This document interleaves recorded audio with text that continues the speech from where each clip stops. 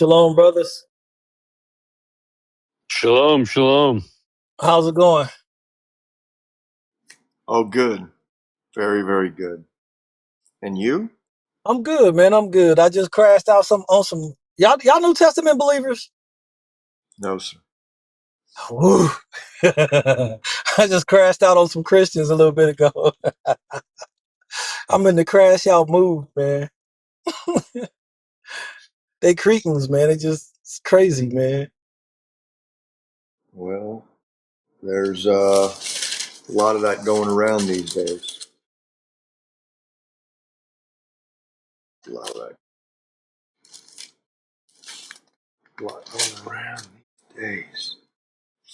What y'all want to bring out today? Like, what were y'all studying and wanting to bring out? I'm just curious. Well, Um, well, yeah, so we're going to look at some interesting stuff. Brother James, you want to tell them? well, we're looking that the Israelites were brought back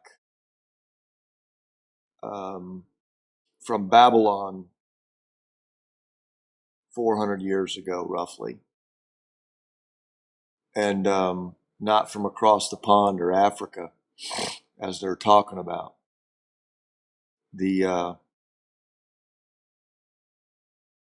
The slave entry points of entry, Charleston, New Orleans, Savannah, all these parts.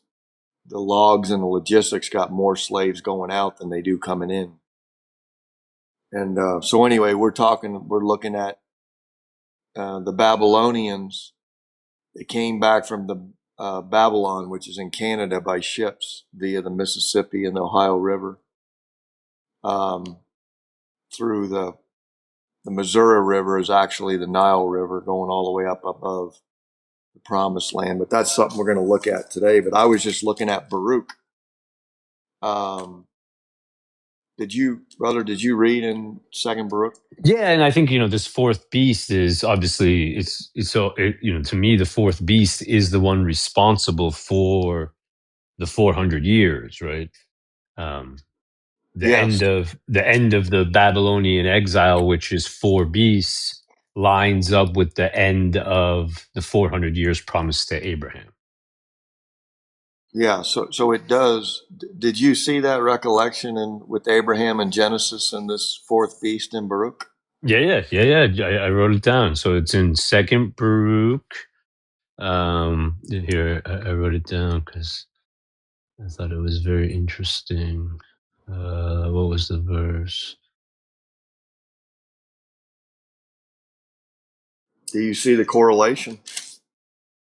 Interesting, because I was pondering the same thing. Is that Donald Trump coming to Jerusalem? Um, Mm-hmm. but okay, so it was 30.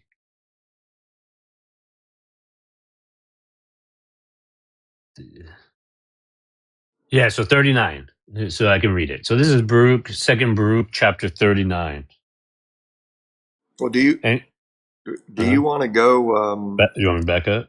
Well, I'm just saying. I don't know if you want to go when Baruch says what's the becoming of all this, and then he tells them, and then in 39, isn't it? This is where he answers them, tells them what it is, right? So that's totally up to you. But go Oh ahead. yeah, okay, yeah, I can show the dream. Yeah, let's back up. Okay, so um Verse chapter 34. yeah, okay, so basically the idea here is what Baruch is saying to the Most High is, I see what has befallen us, but what will befall our enemies when you judge them, basically at the end. Okay. And so this is Second Baruch chapter 34.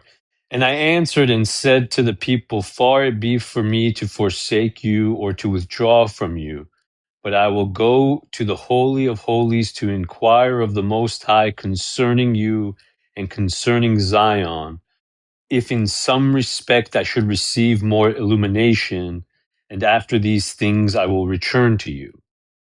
Chapter 35. And I, Baruch, went to the holy place and sat down upon the ruins and wept and said, verse 2, Oh, that my eyes were springs and my eyelids a fount of tears. Verse 3, For how shall I lament for Zion? And how shall I mourn for Jerusalem? Verse 4, Because in that place where I am now prostrate of the old high priest, offered holy sacrifices. I think there should be holy offerings, and placed thereon an incense of fragrant odors. Um, Also, brother, if we just real quick, let's pause real quick when we ponder, as we think, the Most High is not a Most High who requires blood sacrifices. If you go to Second Baruch chapter 6 and the things that are put away, Yeah. look at what it says here. This is Second Baruch chapter 6, verse 7. And I saw him descend into the holies of holies and take from thence the veil and the holy ark and the mercy seat and the two tables and the holy raiment of the priests and the altar of incense. Mm-hmm. So, as you ponder the sweet savor that, makes the Most High happy, and we know it's not the burnt offering of blood sacrifices, is it incense or is it barbecue? And again, I was pondering, brother, Noah's not the first barbecue guy. It's Noah. Just say that again. You said Moses held the first barbecue. I said Noah did. Noah held the first barbecue. Noah held the first barbecue. Oh, But all right. anyways, I don't want to digress there, but I do find that interesting. Is that what it is? Is it incense? But also here in in number 6, where he says this is where the angels destroy the temple. And the earth swallows up its vessels and Yes. holds it there to the end when it shall be restored forever. Notice, not that it will be restored for a little bit of time and then destroyed again. Let me find that verse actually, because it's I underlined it because I thought it was so important because it highlights to you that the second temple is nonsense. This halftime is nonsense. So verse 9, for the time comes when Jerusalem also will be delivered for a time until it is said that it is again restored forever. So notice that when Jerusalem is restored, it is restored forever, Permanently. permanently, not 70 Cyrus the Great Deception, and then the temple being destroyed again in 70 AD. All of that is made up and directly contradicts the words of the prophet Hosea, chapter 3, verses 4 and 5. And when you read these things, you understand why Second Baruch is missing from your canon. All right, back to where we were. Okay. Verse 5. So this is Second Baruch chapter 35, verse 5. But now our glorying has been made into dust, and the desire of our soul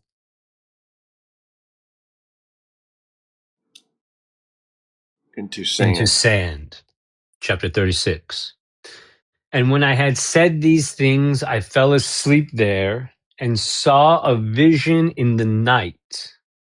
And lo, a forest of trees planted on the plain, and lofty and rugged rocky mountains surrounded it. And that forest occupied much space. And lo, over against it arose a vine, and from under it there went forth a fountain peacefully. Now that fountain came to the forest and was stirred into great waves, and those waves submerged that forest, and suddenly they rooted out the greater part of that forest and overthrew all the mountains which were around about it. Verse 5.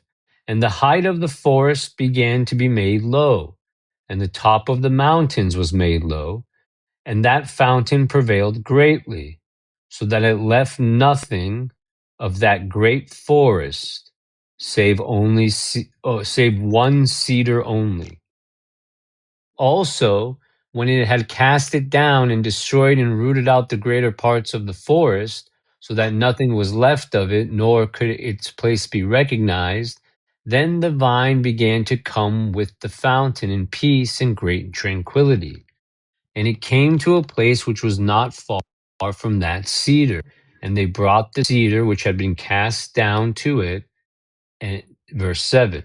And I beheld, and lo, that vine opened its mouth and spoke and said to the cedar, are you not that cedar which was left of the forest of wickedness, and by whose means wickedness persisted, and was wrought all those years, and goodness never?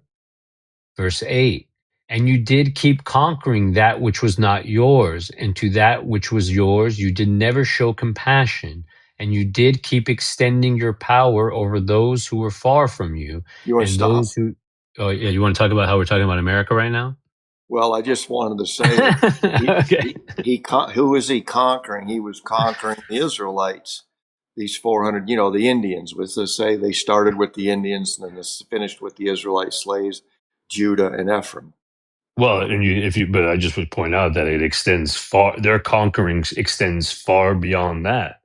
I would Yes. say it continues to this very day as they, well, at least if you believe the stories that they're telling us of America's current military excursions, and obviously you have Venezuela, you have them talking about Greenland, Cuba. Um, it's always been a imperialist empire, right? Nobody has more military bases around the whole world, around the whole earth than the U.S. does. I think there's something like, you know, 18,000 of them or something. I don't know. And when people ponder if America is Edom, one has to, think to the blessing that Isaac gives to um, Esau, in which that he will live by the sword. Correct. Yes. Um, and obviously, you see that being fulfilled. And that's another thing that's really important that as people, because again, this is something that we've talked about previously. The most important thing for understanding where we are in the stream of time and that Messiah is around the corner to deliver God's people is understanding this 400-year prophecy in Genesis 15:13 and how it was not fulfilled before Moses wrote it down in Egypt before the with the first Exodus.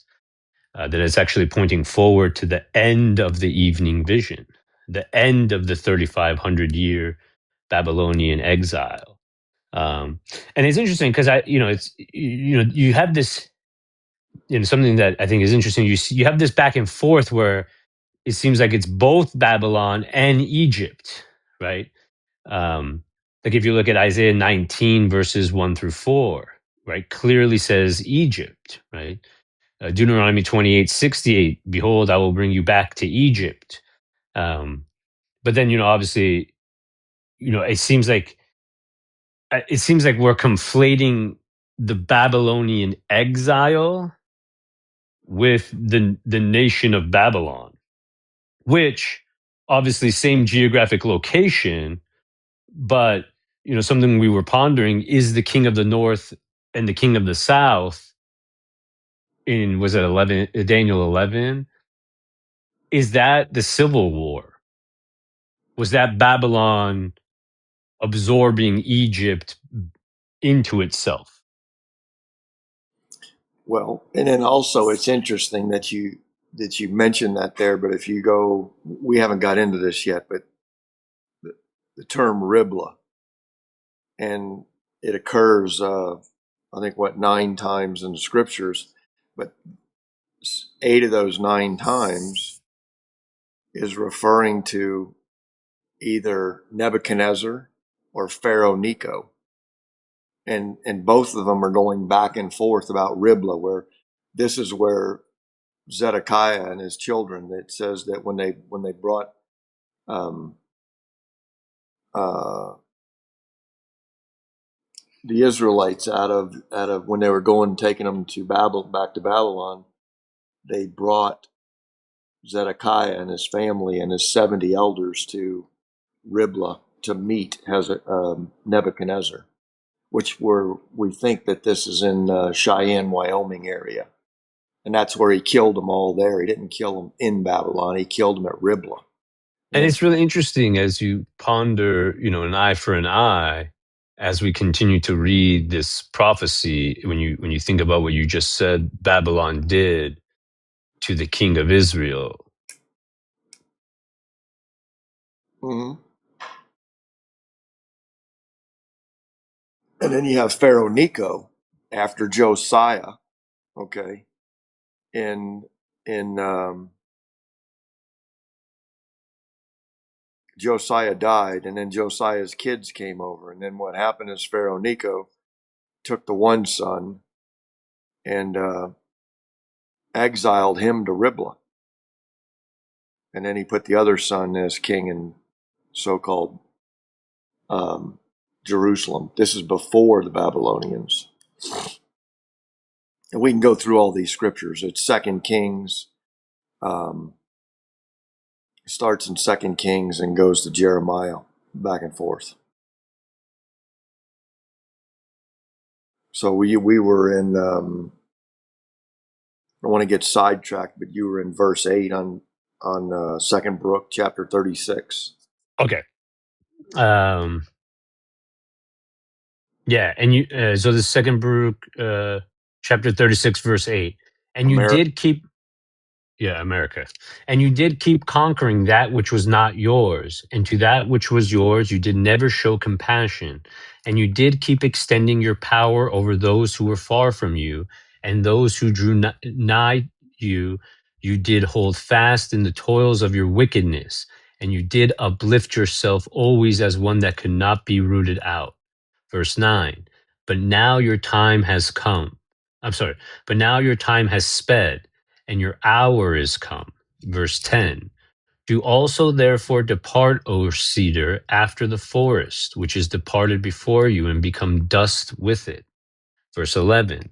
And let your ashes be mingled together, and now recline in anguish and rest in torment till your last time come, in which you will come again and be tormented still more. Chapter 37. And after these things, I saw that cedar burning, and the vine growing, itself and all around it, and the plain full of unfading flowers. And I indeed awoke and arose. Chapter 38. And I prayed and said, O my Adonai, you do always enlighten those who are led by understanding. Verse 2, your Torah is life, and your wisdom is right guidance. Verse 3, make known to me, therefore, the interpretation of this vision. Verse 4, for you know that my soul has always walked in your Torah, and from my earliest days I departed not from your wisdom. Notice here in Baruch, very clear what the standard is. It's Torah, correct? Exactly. And if you go to the beginning of this chapter, at the beginning of this book, it's about is keeping Torah Well, that's right. He and the did. binary between those who rejected it and those who guarded it.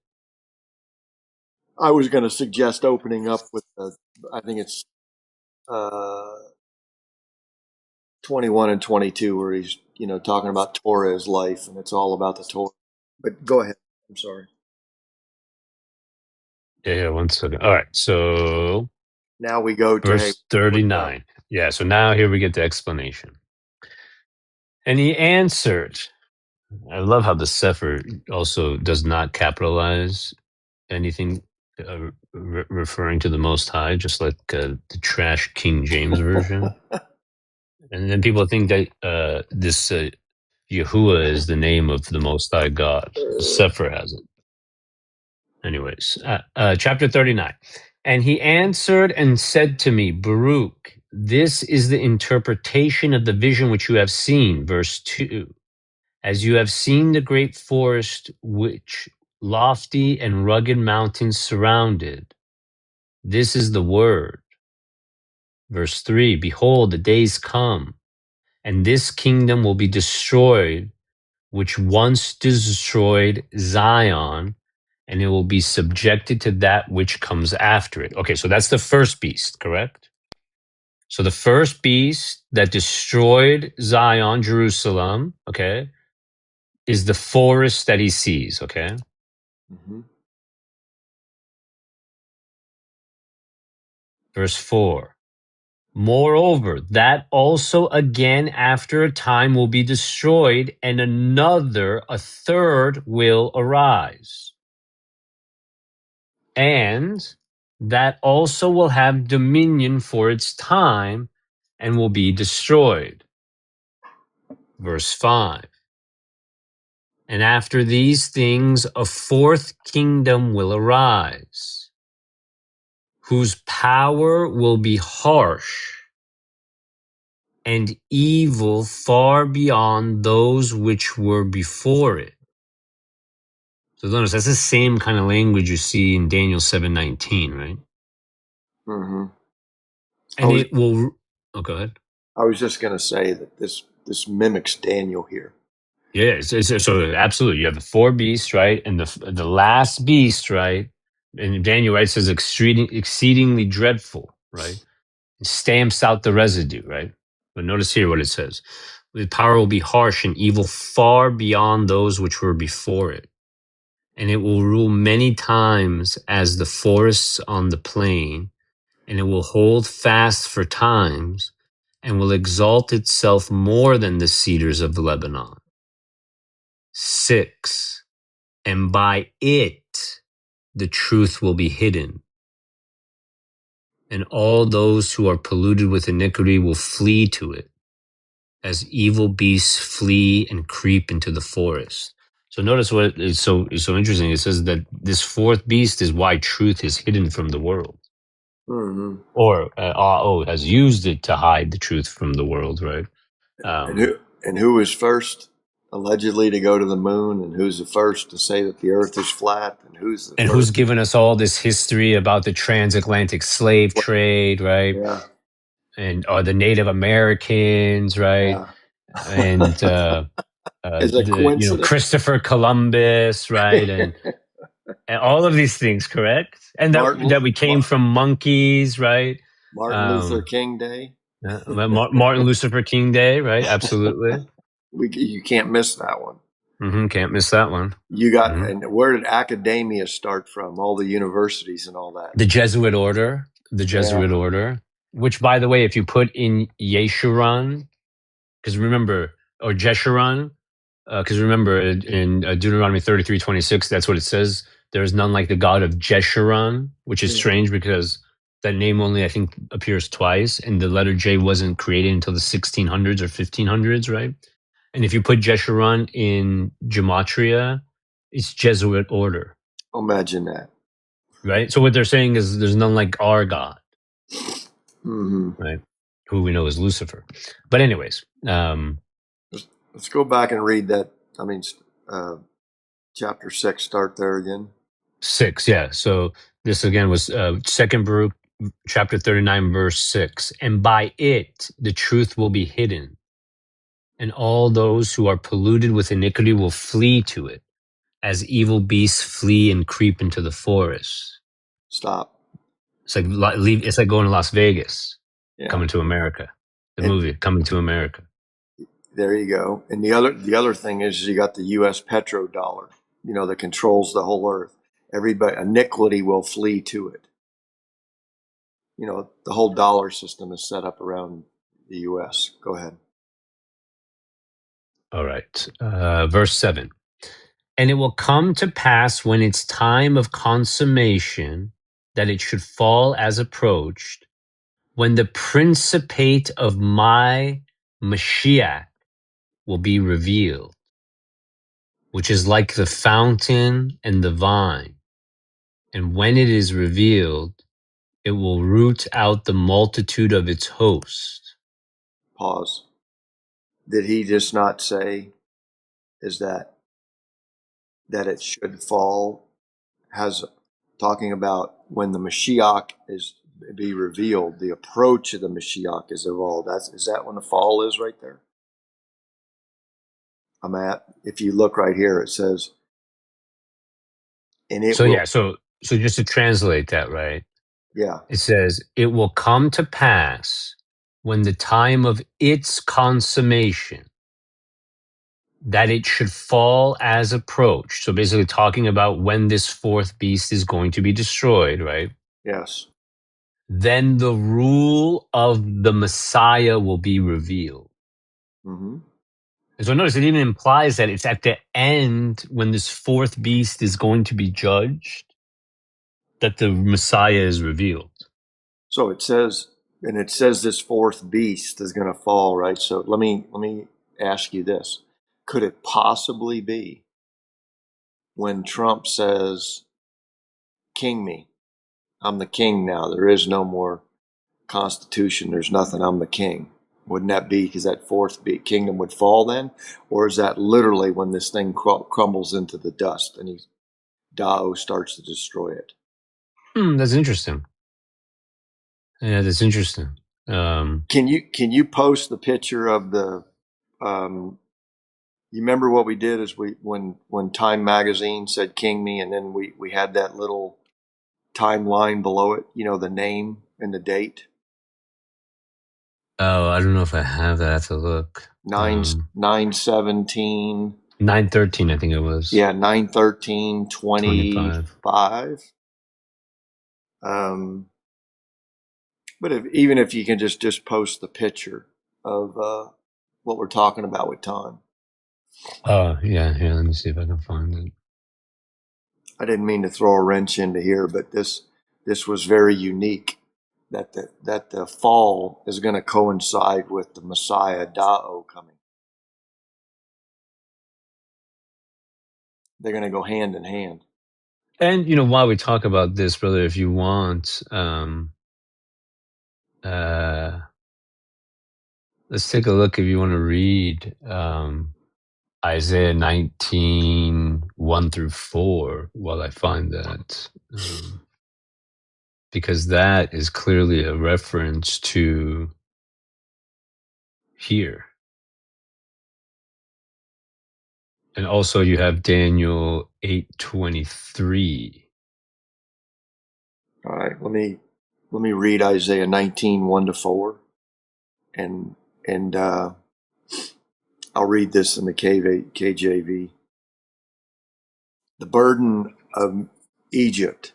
Behold, Ao rideth upon a swift cloud, and shall come into Egypt, and the idols of Egypt shall be moved at his presence, and the heart of Egypt shall melt in the midst of it. And I will set the Egyptians against the Egyptians, and they shall fight every one against his brother, and every one against his neighbor, city against city, kingdom against kingdom. And the spirit of Egypt shall fail in the midst thereof, and I will destroy the counsel thereof. And they shall seek to the idols, and to the charmers, and to them that have familiar spirits, and to the wizards. And the Egyptians will I give over into the hand of the cruel Lord, and a fierce king shall rule over them, says Ao, the Alua of hosts. So this fierce king is going to rule over them. And this is where the king of fierce countenance, if you post that picture. So I found a link to an article discussing the picture. But then didn't I make a video King of Fierce Countenance? Yeah, I did. You did. You Yeah. made, you got one of your, I'll post it. I'll post that one. yeah, you got one of your first or Uh, second ones. yeah. All right, I added that. Okay, and then yeah, so you notice here. I just want to note that here in Isaiah 19:1 through 4, it's clearly Egypt. Mm-hmm. Deuteronomy 28:68. I will bring you back to Egypt. Is Mm-hmm. that so again, our theory is that's not the transatlantic slave trade. That's ships coming down the Nile here in North America from Babylon, Canada, into Egypt. which is the southeastern part of America, the south of America, south, extending across the south there, Arizona, all the way across the south. Primarily where the Israelites are today, the largest concentration is from Texas down to Florida and then up to Virginia. Correct. That's what a Yob calls Assyria these days. In his How would you if because Isaiah 11:16, right? Actually, before we go there, let me read. I just want to read the second prophecy here about a king of fierce countenance, right? At the judgment at the end, Daniel 8:23. And in the latter time of their kingdom, when the transgressors are come to the full, a king of fierce countenance and understanding dark sentences shall stand up. Mm-hmm. And this king, if you go to verse 25, shall also stand up against the prince of princes, but he shall be broken without hand. A clear reference to the Messiah and the hand of God, the plagues of God destroying Babylon or Egypt, right? Which goes in hand here with Baruch chapter 39. Mm-hmm. Correct. And we were at verse 7.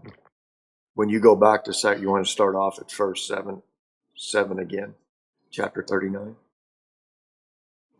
Yeah. And it will come to pass when the time of its consummation that it should fall has approached, then the principate of my Messiah will be revealed, which is like the fountain and the vine. And when it is revealed, it will root out the multitude of its host. So what? Okay. I was just curious about the terminology of root out the multitude of its host, because we know its main objective is to get rid of the Israelites.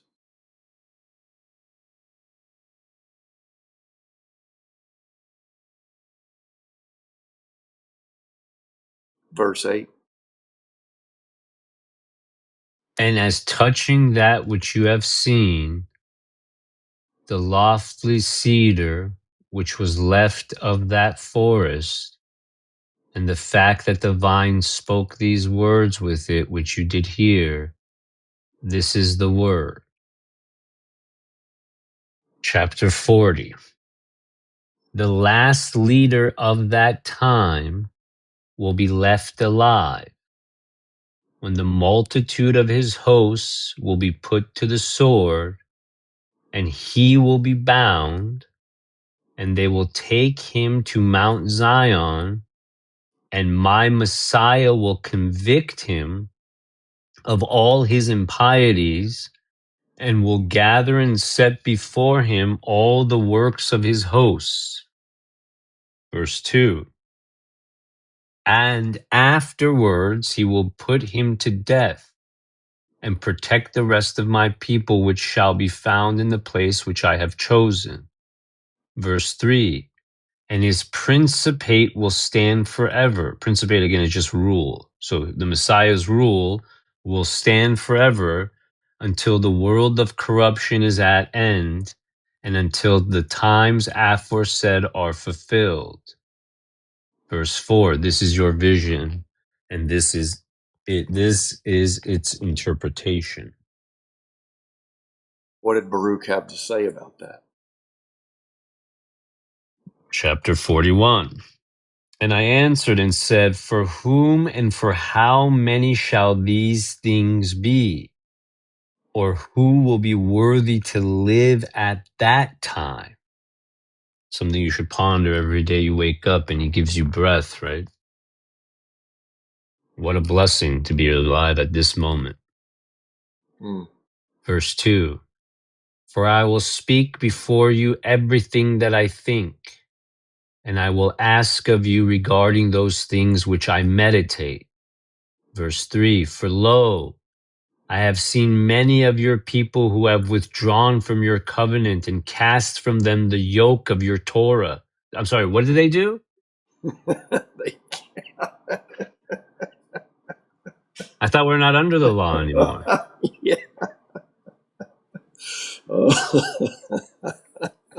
No, you guys see why Baruch is missing? It's over in JC land. Yeah, JC can't let you see these words. What do you mean the Torah? What Torah? I haven't even read that. I have to read that? After I got that on the shelf somewhere over here. I think it's Yeah. got dust on it. Yeah, it's the best. There are people. A lot of people say, "What? So what do you study the most?" I say the Torah. They're like, "Send me one." I'm like, "Yeah, it's in all the Bibles that you have, bro. It's the first 5 books." Okay. Yeah. Well, maybe the first 4. Start at the beginning. Well, so in theirs, it's going to be 5, though, right? Yeah, yeah. And theirs is going to be. By the way, I updated so my digital Torah, which I will put a link to. I have crossed off all of Leviticus officially.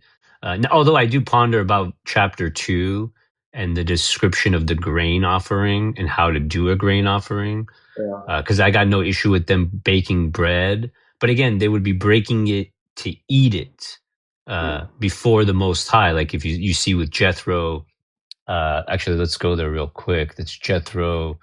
I think that's Exodus 18. 13? Because check this out. Check this out. Uh,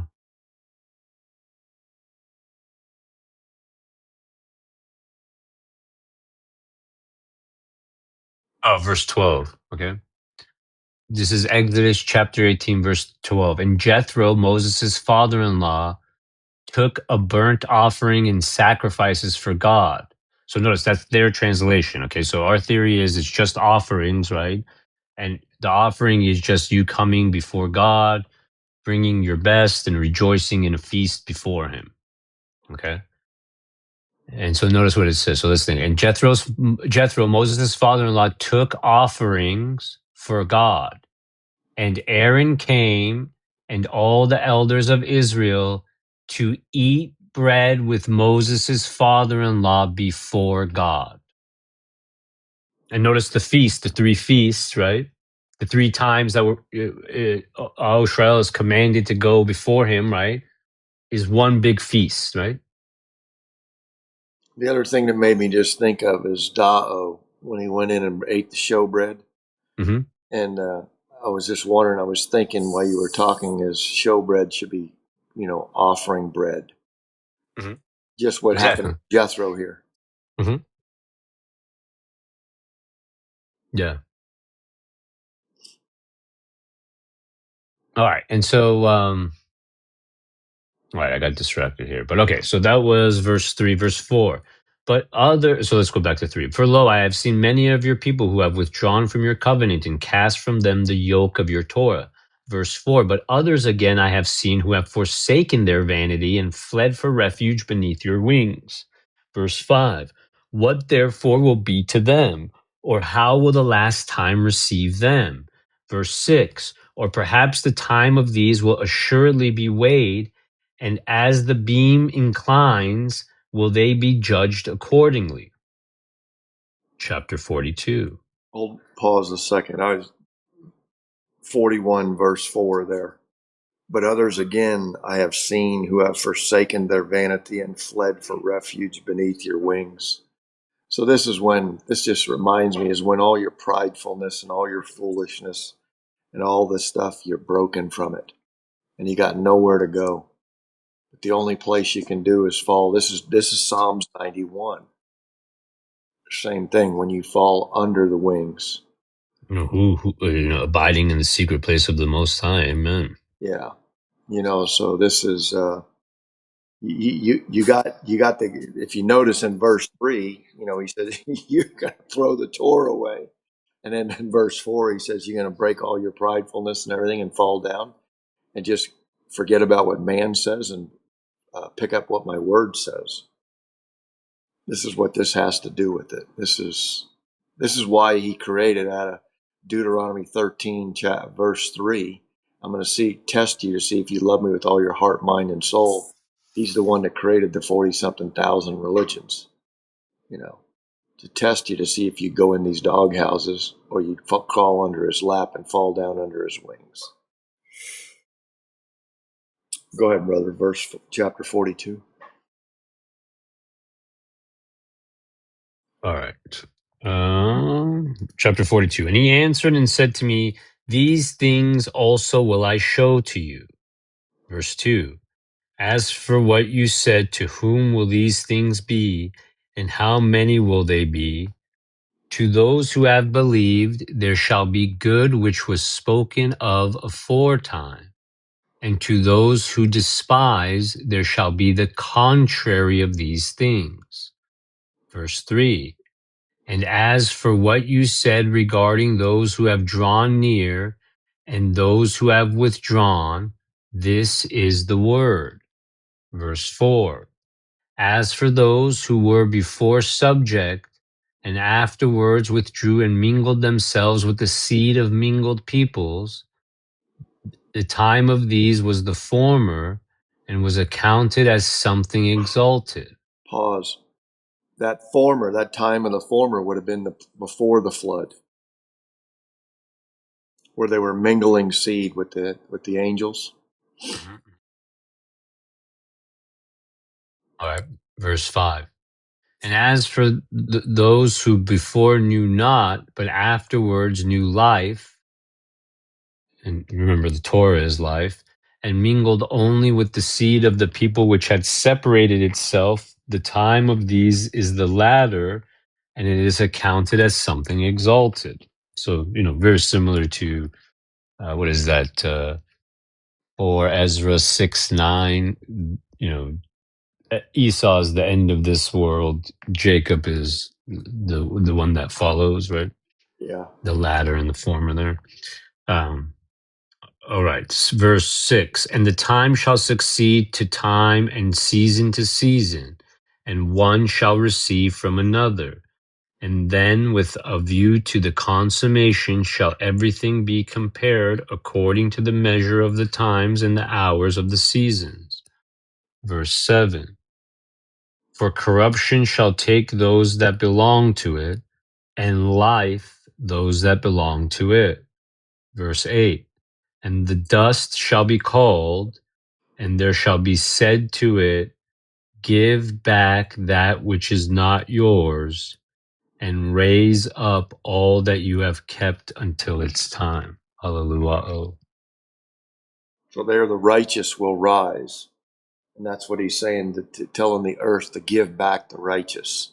And it's going to hold on to the unrighteousness. Go ahead.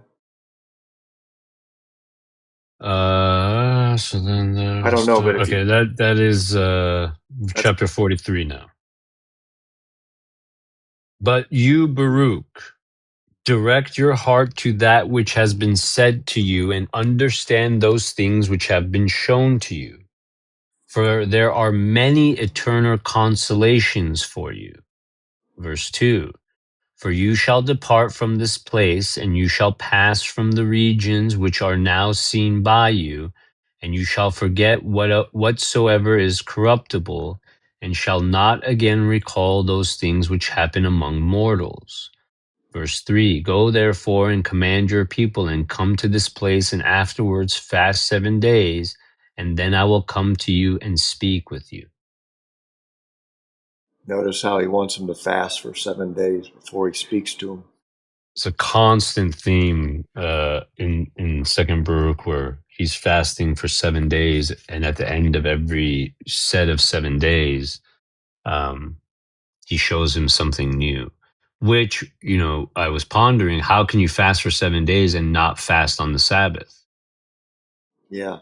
Well, You that see what I'm is, saying? and this is what, But he's from Ephraim. He's a priest. He's obviously from Ephraim. yeah. You know. Um, I don't know. I mean, I told Kathy before I'm going to fast, and she said, "It's a Shabbat. You're not fasting." Oh, okay. But I've only done the 7-day fast once, and remember I broke it the night before Deuteronomy 33:26 was fulfilled. And that's when he put, we were swimming in the toilet. That's when he turned my attention to Matthew 24:30 the night before that. The sign of the Son of Man, the plagiarized prophecy. Mm-hmm. And I've so, done a few 7-day fasts, and very very peaceful. You know, no fretting and all that moaning and all that business. You just don't even really know. To me, you just don't really know that you're not walking around thinking about food the whole time. I guess I should say, because um, what's coming to the U.S. and the world here pretty soon is you better learn how to fast. well, you better be praying that the bread's going to be dropping from the sky, one or the That's other. that's exactly right. Because if you're on one end of the stick and you learn how to fast, and which there's nothing to it, just don't eat. Um, but the other end that he's feeding you, I'm going on the feeding side. The man is going to fall from heaven, while everybody else is standing in line with all the little green guys passing out croutons. Anyway, so you All want right. I just want to read 44 because I thought 44 is so beautiful what Baruch then goes and tells people. Oh yeah, yeah. And Okay. then because then we can transition into the other stuff. All right. So this is chapter 44.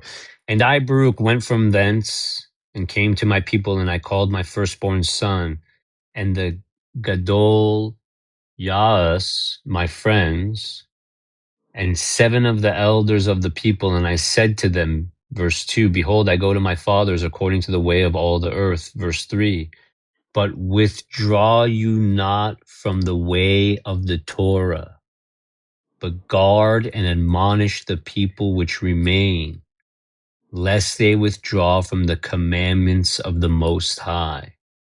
We're not under the Torah.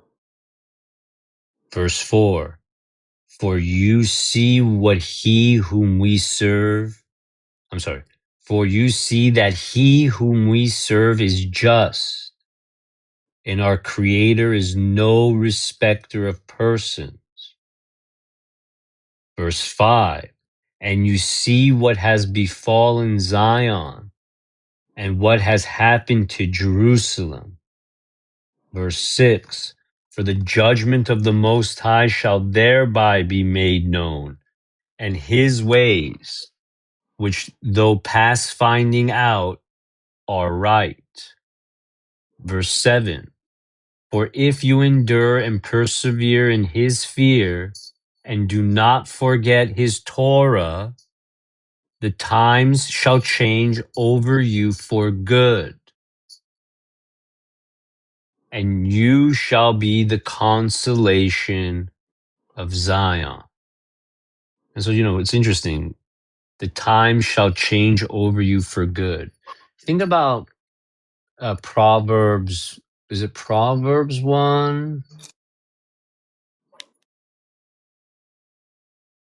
Yes, Proverbs 1. When he talks about the law, right?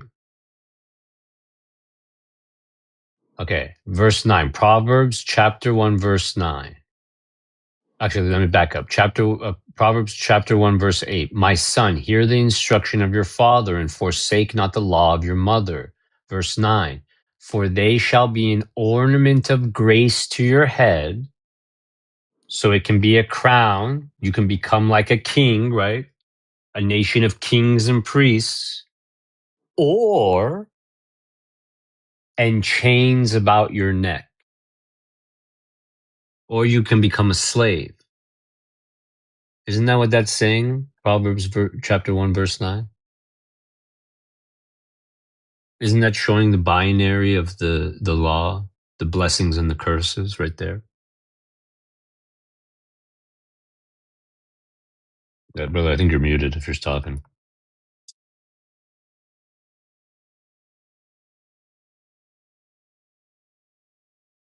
I hear you. Oh, no worries. All right, I'm going to continue here. Where was I? Okay, for the time shall change over you for good, and you shall be the consolation of Zion. Verse 8.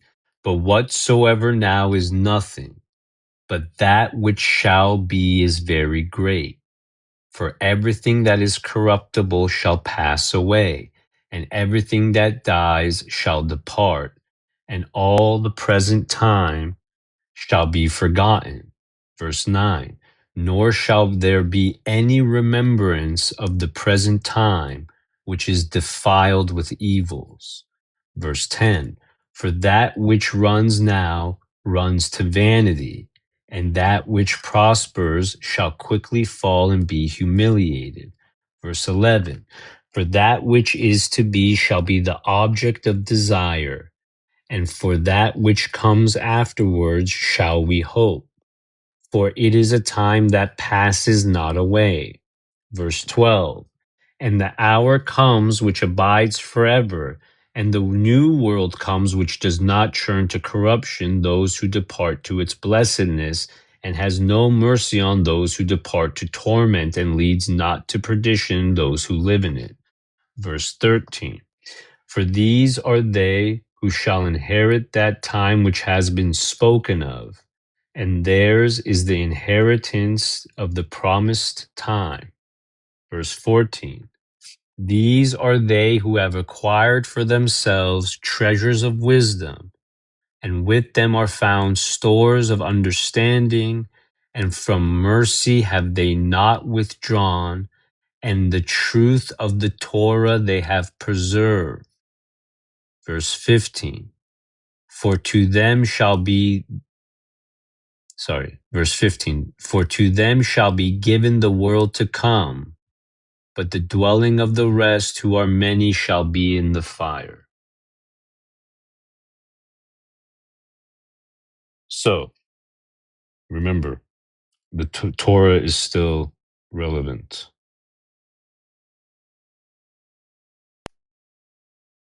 Well, it sounds like it. All right. So now, one thing I wanted to talk about. So let's transition now to talk a little bit about this fourth beast in the 400 years. Um, and one thing I do want to ask you, brother, because if this is Egypt where we are right now, then where is Assyria? And if you read, it's interesting because maybe that's just a corrupted translation then, because if you think about it, they didn't leave from Assyria aforetime. So I'm going to Isaiah 11:16.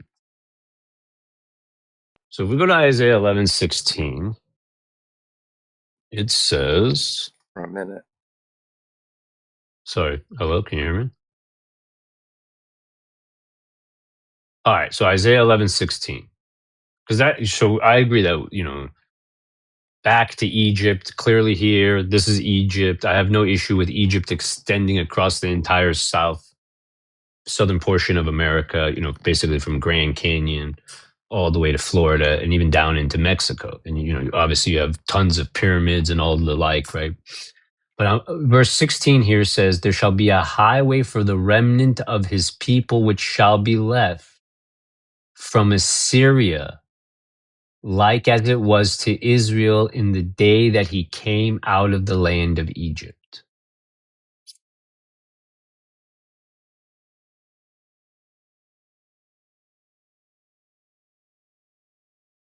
So I'm just pondering, is this verse corrupted, or is Goshen going to be outside of Egypt and Assyria? And if so, where is Assyria?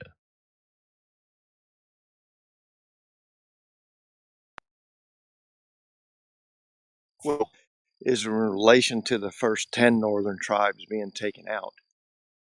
And then we see Babylon after that.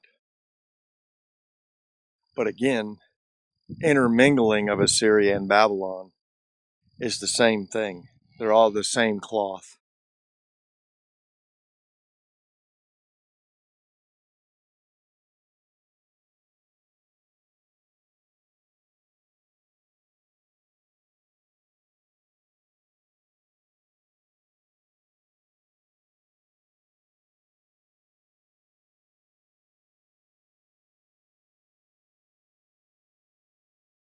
Did you get that?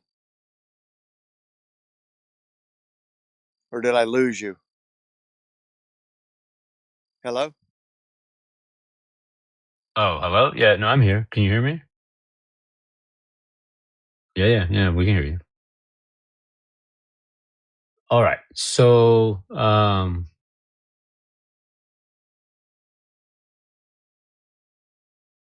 but see, the thing that was bothering me about that verse is like it was to Israel in the day that he came up out of the land of Egypt. When they came up out of the land of Egypt, wouldn't that be leaving from Egypt, not from Assyria? You see what I mean about verse 16 here in the way it's translated? Yeah, I'm just at a um, disadvantage right now. I had to walk away. I'm messing with these cows. Oh, no worries. No worries. All right. Well, we'll circle back to that. So let's go to something that I noticed. Everyone here, I'm sure, is familiar with how famous the year 1984 is, from the perspective of not only the book, but also the notion of Big Brother and all that stuff starting in Apple's famous 1984 Super Bowl commercial, all the like, right? Um, and the one thing I realized, if we're correct that the end of the 7,000 years is 2033, the last 50 years, the final jubilee would have began in 1984. And I don't think that's a coincidence. And then I thought to myself, okay, if the second Exodus is March 22nd, 2033, and it's 400 years, that means technically it should have started, again, Pharaoh's calendar being slightly different, right? It should have started March 22nd, 1634. Right? We know the year that the world gives us is 1619, and the White Lion, obviously, they tell us is the first ship that came bringing Israelites here to America, right? But again, as Brother James and I were discussing, we think that that could be a made up story. Again, we've always said that Israelites are not African Americans, they're Americans, they're from North America. But even from the perspective of being brought back to Egypt, was that just them being brought from Babylon north down into the south via ships on the Nile River? Okay. And so, but if you go and you look in history, so I asked Google what happened in March, 1634. And it's really interesting what happened in March 1634. So I'm going to read this from Google right now. In March 1634, English settlers above the Ark and the Dove landed at St. Clements Island in Maryland on March 25th, establishing the province of Maryland as a safe haven for Catholics and a new proprietary colony. Led by Leonard Calvert, they established the settlement of St. Mary's City, marking the fourth English colony in North America. So notice the fourth quote unquote colony in North America starts in 1634. So is that the fourth beast of Daniel's commencement? And so I just went and was messing around, and I put Maryland in gematria. And if you put Maryland in gematria, it's 88 is the number, and the occult loves the number of 88. And so I was pondering, is the reason they love it so much, is that the start of the fourth beast? Is it the start of um is it the start of the Daniel 7:19 that stamps out the residue of its people? Are they giving glory to that moment in history? And then the other thing, when you look at Maryland in gematria, it also means fourth. And 444, and they love that 444, right? As well in the cult.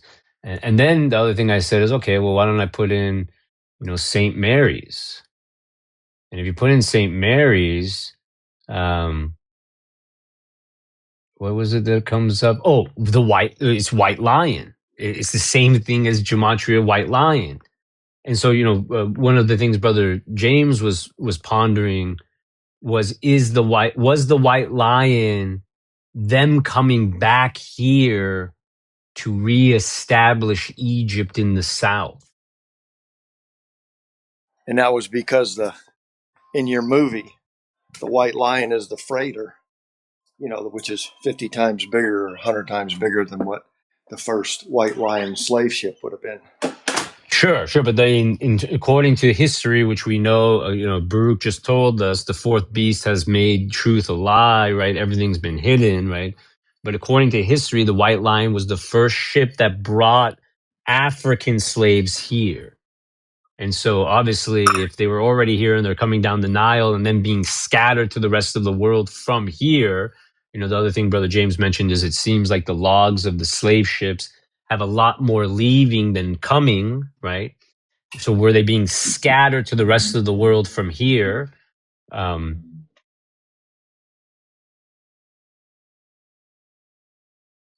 And so, yeah, really interesting stuff there about 1634 and obviously 1984. And here's another thing that we talked about too, and this is all going together, and people don't understand when we talk about the Nile and they were brought down the Nile in the U.S. is that the Missouri River, it starts right above the Promised Land in Utah, and the Missouri River is actually longer than the Mississippi itself. So that whole section there, you have the Missouri River that goes all the way out into the Montana, and then it curls down, and then you have the Mississippi that goes up into Minnesota, northern Minnesota, and then you have the Ohio River that goes all the way into Pennsylvania, Pittsburgh. So you have these three different avenues to sail down towards Egypt, which was below. Egypt was New Mexico, New Orleans, cross into Florida, into that section in there. And what I pointed out earlier was that the logs, as my family came out of Canada and came into the U.S. back in the early 1800s, late 1700s, and they logged in Wisconsin. And I look at these old logging pictures these are supposed to be virgin timber that they're logging, and this timber is 2-3 feet around.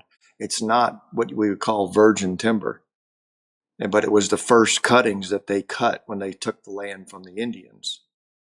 So why are the trees so small in the whole area up in that section, up into Canada? Well, this is where Babylon was, and Babylon was swept clean. That's a whole nother thing that we get into reading in Isaiah. But the tree size doesn't match up. So I didn't mean to cut you off, but go ahead, brother, because I was caught up in the middle of Well, it. I don't think that that's correct, right? To say Babylon was swept clean. I think what you're saying is the three. We had three kingdoms that were destroyed.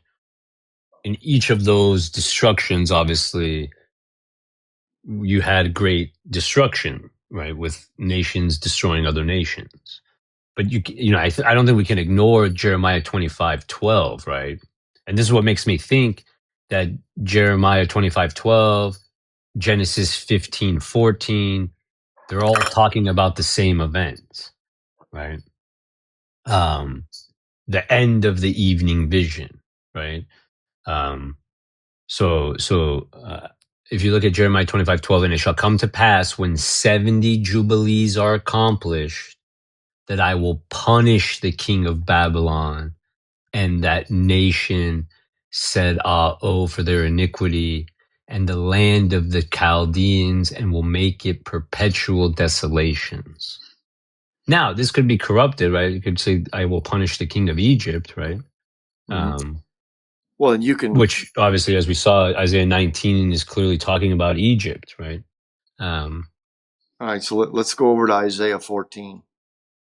If we can go over to Isaiah 14, 22 and 23. Isaiah 14. Hold on. Isaiah 14. Oh, shoot.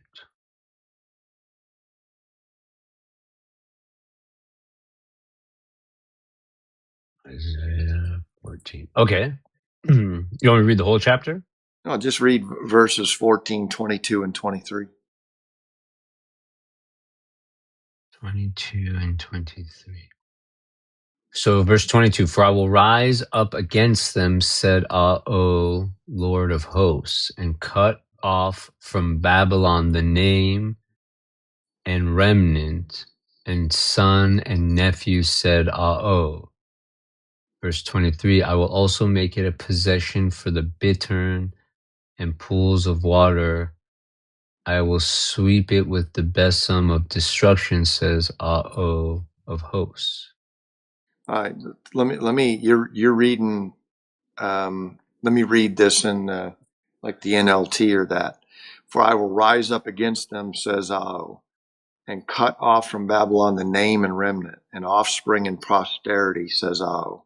I will also make it a possession for the porcupine and marshes of muddy water, and I will sweep it with the broom of destruction, says O of hosts. So this is where I'm going with this as I go back to Yob's video about Quebec, Canada, that you can actually see on Google Earth and all this, where this whole section of land looks like he just swept it with a broom from the destructions of the waters. What he probably did was brought a hurricane, a massive hurricane against this land and just swept it away. Now, did that happen prior to, after they brought the Israelites back, and then the white lion is, the start of it again? Well, so wouldn't the fourth beast have destroyed the third beast? Yeah, exactly. So regard whether that's RO having a part, it seems like RO has a part of it, a part in it, based on the reading of Baruch and the vine appearing before the forest is destroyed. You see what I'm saying? Mm-hmm. Because that Well, vine is a reference to the Messiah, and it seems to be a reference to his word, and that word seems to destroy the forest over time, and then there's just one cedar left at the end. exactly. So we have a lot going on between the Egyptians, the Babylonians, the Assyrians, all this here. We got to roll this rug out, this walkway, but it's got to be seamless. And then we got to deal with all the misinterpretations and that. So I'm just interjecting that Isaiah 14 to say that, what's the timing of that, though? That's the question. It's not that if he's going to destroy it or not. We already know that. What's the timing of all these issues to make this thing seamless?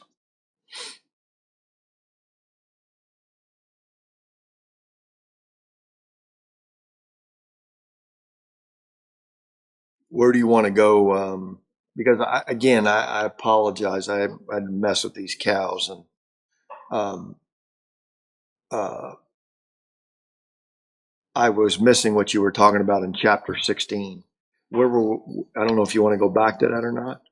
I was just saying, it's Isaiah 11:16 is strange to me, because why is it saved from Assyria when they didn't leave from Assyria for the first Exodus? They left from Goshen, Mm-hmm. which was in Egypt. Mm-hmm. So I'm saying, like, it feels like maybe that's a translation has been corrupted to not make you realize that, because I feel Jeremiah 16:15 also talking about the same thing. Daniel 8:25, Genesis 15:14, Jeremiah 25:12, Jeremiah 16:15, all talking about the second Exodus, the judgment of the fourth beast, and the second Exodus. Yeah. In Isaiah 11:16 here, looking at it, is a lot of people will look at when it says I came down from Egypt, or I went up to Egypt. So that can be going to higher ground or lower ground. And then some people say, oh no, it's just north south. And I don't think that's it, because in where the Israelites lived, they obviously lived in the higher elevations of everything. And you see a lot where Egypt came up to, or the Babylonians came up to um, Jerusalem. The Assyrians came up to Jerusalem. They're all coming. The Babylonians, the Assyrians, the Egyptians, they would be coming from lowland, elevation wise, going up to higher elevation. But you're correct here. So who will be left from Assyria? So Assyria, as people have pointed out, is the southeastern United States. But is that correct? I thought, but see, that's when we're saying. I think we're saying this is Egypt now. Well, that's exactly right, and that's what I'm saying. And there's a key there: is who will be left. Okay, is this a remnant that's lingered for a long time, or is this a remnant that when the Assyrians took the 10 northern tribes, is this a little a remnant that's left of these that are still there in that area? But like you're saying, you're correct about Egypt.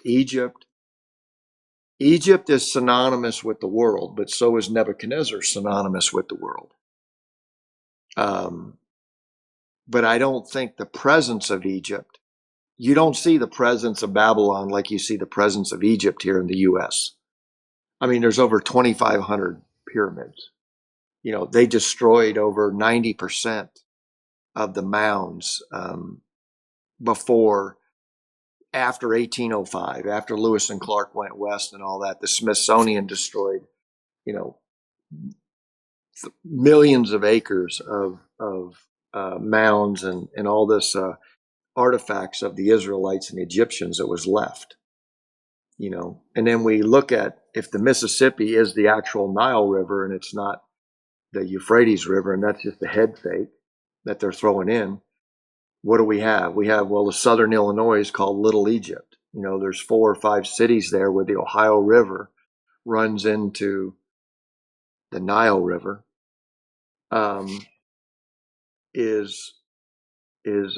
what they call this area. And this is where the largest pyramids were, the largest mound builders. All these artifacts were there in this area here, all the way down to Memphis. But what do they say about Egypt? Memphis is the center of the earth. And didn't Trump just speak from Memphis the other day when he was talking about the war or whatever he was doing on the pod, when he was speaking to the nation? That was live from Memphis, correct? Mm-hmm, mm-hmm, mm-hmm. So why wouldn't he be speaking from the Oval Office, or whatever that thing they call it, and All right, so here I want to ask you a question though. So with this idea, do you think that in Daniel 11, King of the North, King of the South, mm-hmm. is them becoming one territory? Absolutely. Because notice, I want to go to Daniel 11:42. He shall stretch forth his hand also upon the countries, and the land of Egypt shall not escape. Mm-hmm. The reason I jumped on that statement, said absolutely, was this: you can never have 2 kings. You can never have 2 kingdoms. You can only have one master architect. So if there was only 2 kings left on the earth, they could never get along, because they got to rule over each other. So that was my synopsis of why you cannot have 2 kings. They have to be merged, or one has to conquer the other. Does that shoe fit with that statement? Talking about Daniel 11. Mm-hmm. Well, I was just thinking about the King of the North, King of the South. Yeah. King of the North, being Babylon, King of the South being Egypt. Well, naturally, to me, it fits like a glove, because you either have that, or what else do you have? You got that shit box over there, and everybody's talking about the Euphrates, and so you have You have, it's in Turkey, it's here, it's going to be the Russians, it's going to be this, it's going to be that. But Daniel is in that time is what? He's in the Babylonian capture and he's seeing the vision of the future. Mm-hmm. And the end of the story, and notice you have king of the north, king of the south. King of the north reigns, has all the riches, all the fury, right? Plants his tabernacles of his palace, right, between the seas, right? Thinking about the Great Sea and the East Sea, right? Talking about the continent of America, obviously. And then his end shall come and none shall help him. Then it goes to chapter 12. That's when David shall arise in a time of trouble like never before. Well, and again, I tried calling you the other day too. I got to thinking about Daniel 12. And Michael stands up, it's Dao. David stands up. Well, if he's Da'a will arise, I think. yeah, Dao will rise. Well, so is over in verse 11 and chapter 10 and chapter 11 where it talks about Michael over there. That also got to be Dao over there. Where do you see that? Let's go to let me look right here. Daniel. Oh, you're talking about when Gabriel comes to him, Yeah, and Michael is dealing with the king of Persia or something like that. yeah, and it talks about you have Daniel 10:13, Daniel 10:21, and Daniel 12:1, where it all talks about Michael. So, in Daniel, so what I was thinking was, yes, Daniel fits in verse 12, verse 1. I mean, Daniel 12, verse 1. But would it carry over to chapter 10, verses 13 and 21? That Michael, but I will tell you what is noted in the scripture of truth. Okay. And this is where they've got it in parentheses. So no one upholds me against these except Michael, your prince.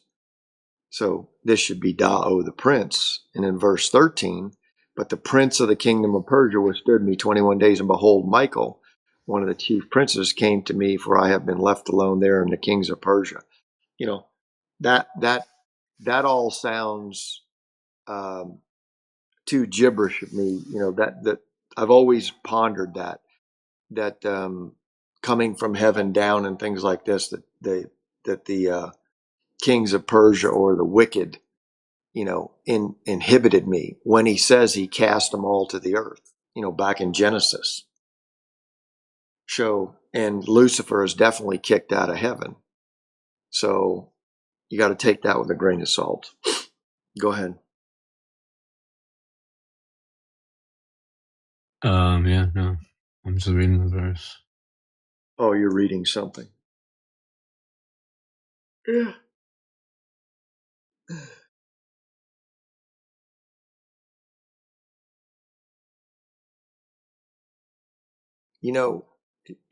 If you also talking about this timber up in Babylon, and I'm talking about Canada, Minnesota, and New York, Vermont, all this timber.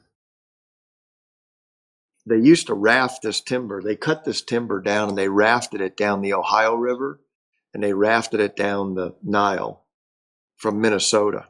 And where were they rafting it to? They build timber rafts and they rafted it down to New Orleans. Because in my great grandfather's writings, he said he could get 3 times the amount for timber if he brought it down to New Orleans. And that's what they did. They built these huge barges, and they were just nothing but logs tied together. But if you go look at the pictures of these barges, I mean, this timber is it's nothing to write home about. It's not like out west. It's not like the Appalachians, when there was poplars, circumference was, 12 feet through the bottom, massive trees like out not like the redwoods, but I'm just saying massive for here. But all the timber up there in the north was all smaller timber.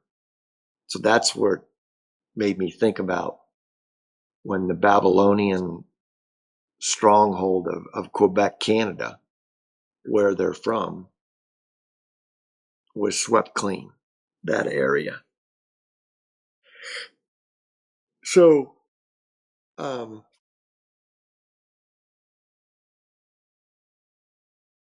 it's interesting. If you take Deuteronomy 68 or 28:68, and you think about, I'm going to bring you back on ships, right?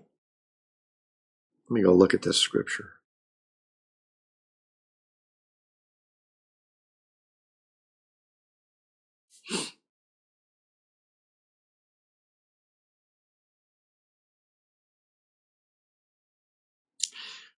And I will take you back to Egypt in ships, by the way of which I said to you. Curious, what happens if that would mean is that if Pharaoh says, I'm going to bring Egypt back to you on ships, the white lion. I mean, it may not fit right here in Deuteronomy 28, but I'm just talking about the premise. If white lion was the new Egypt coming back to America, which is the U.S.,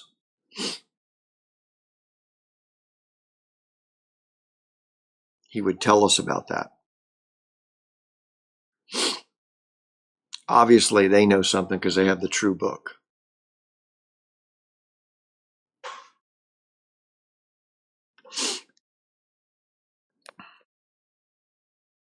Did you want to speak on what you were reading?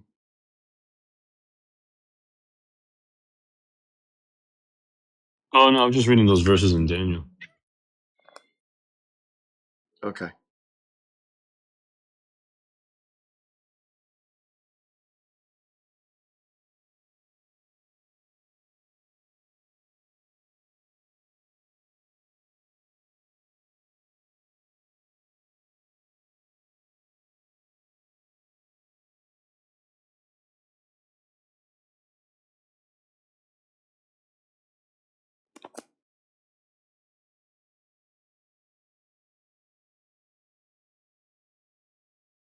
Where exactly are you reading in Daniel? Oh, just the Michael verses you brought up in 10. Oh, okay. Okay. Yeah, I can see the same. I have the first one doesn't seem like it would fit. The second one I got no problem with. Mm-hmm. The one that's But in. I also have no problem with God having angels watching over his people, Mm-hmm. and dealing with, you know, sending them to deal with things. I got no problem with that. Yeah. So, I have no issue with Michael being correct as an archangel, but obviously Daniel 12:1 should not say Michael. It's absolutely David. And why is that? Because it's his resurrection that starts the time of trouble like never before. Wasn't that what we just read in It's the day of judgment. Isn't that what we just read in Second Baruch chapter 39 verse 7? Mm-hmm. Mm-hmm. Mm-hmm. And it will come to pass when the time of its consummation that it should fall has approached. Then the principate of my Messiah will be revealed. So at the time, there's a lot of chatter out in the Israelite chat box out there about,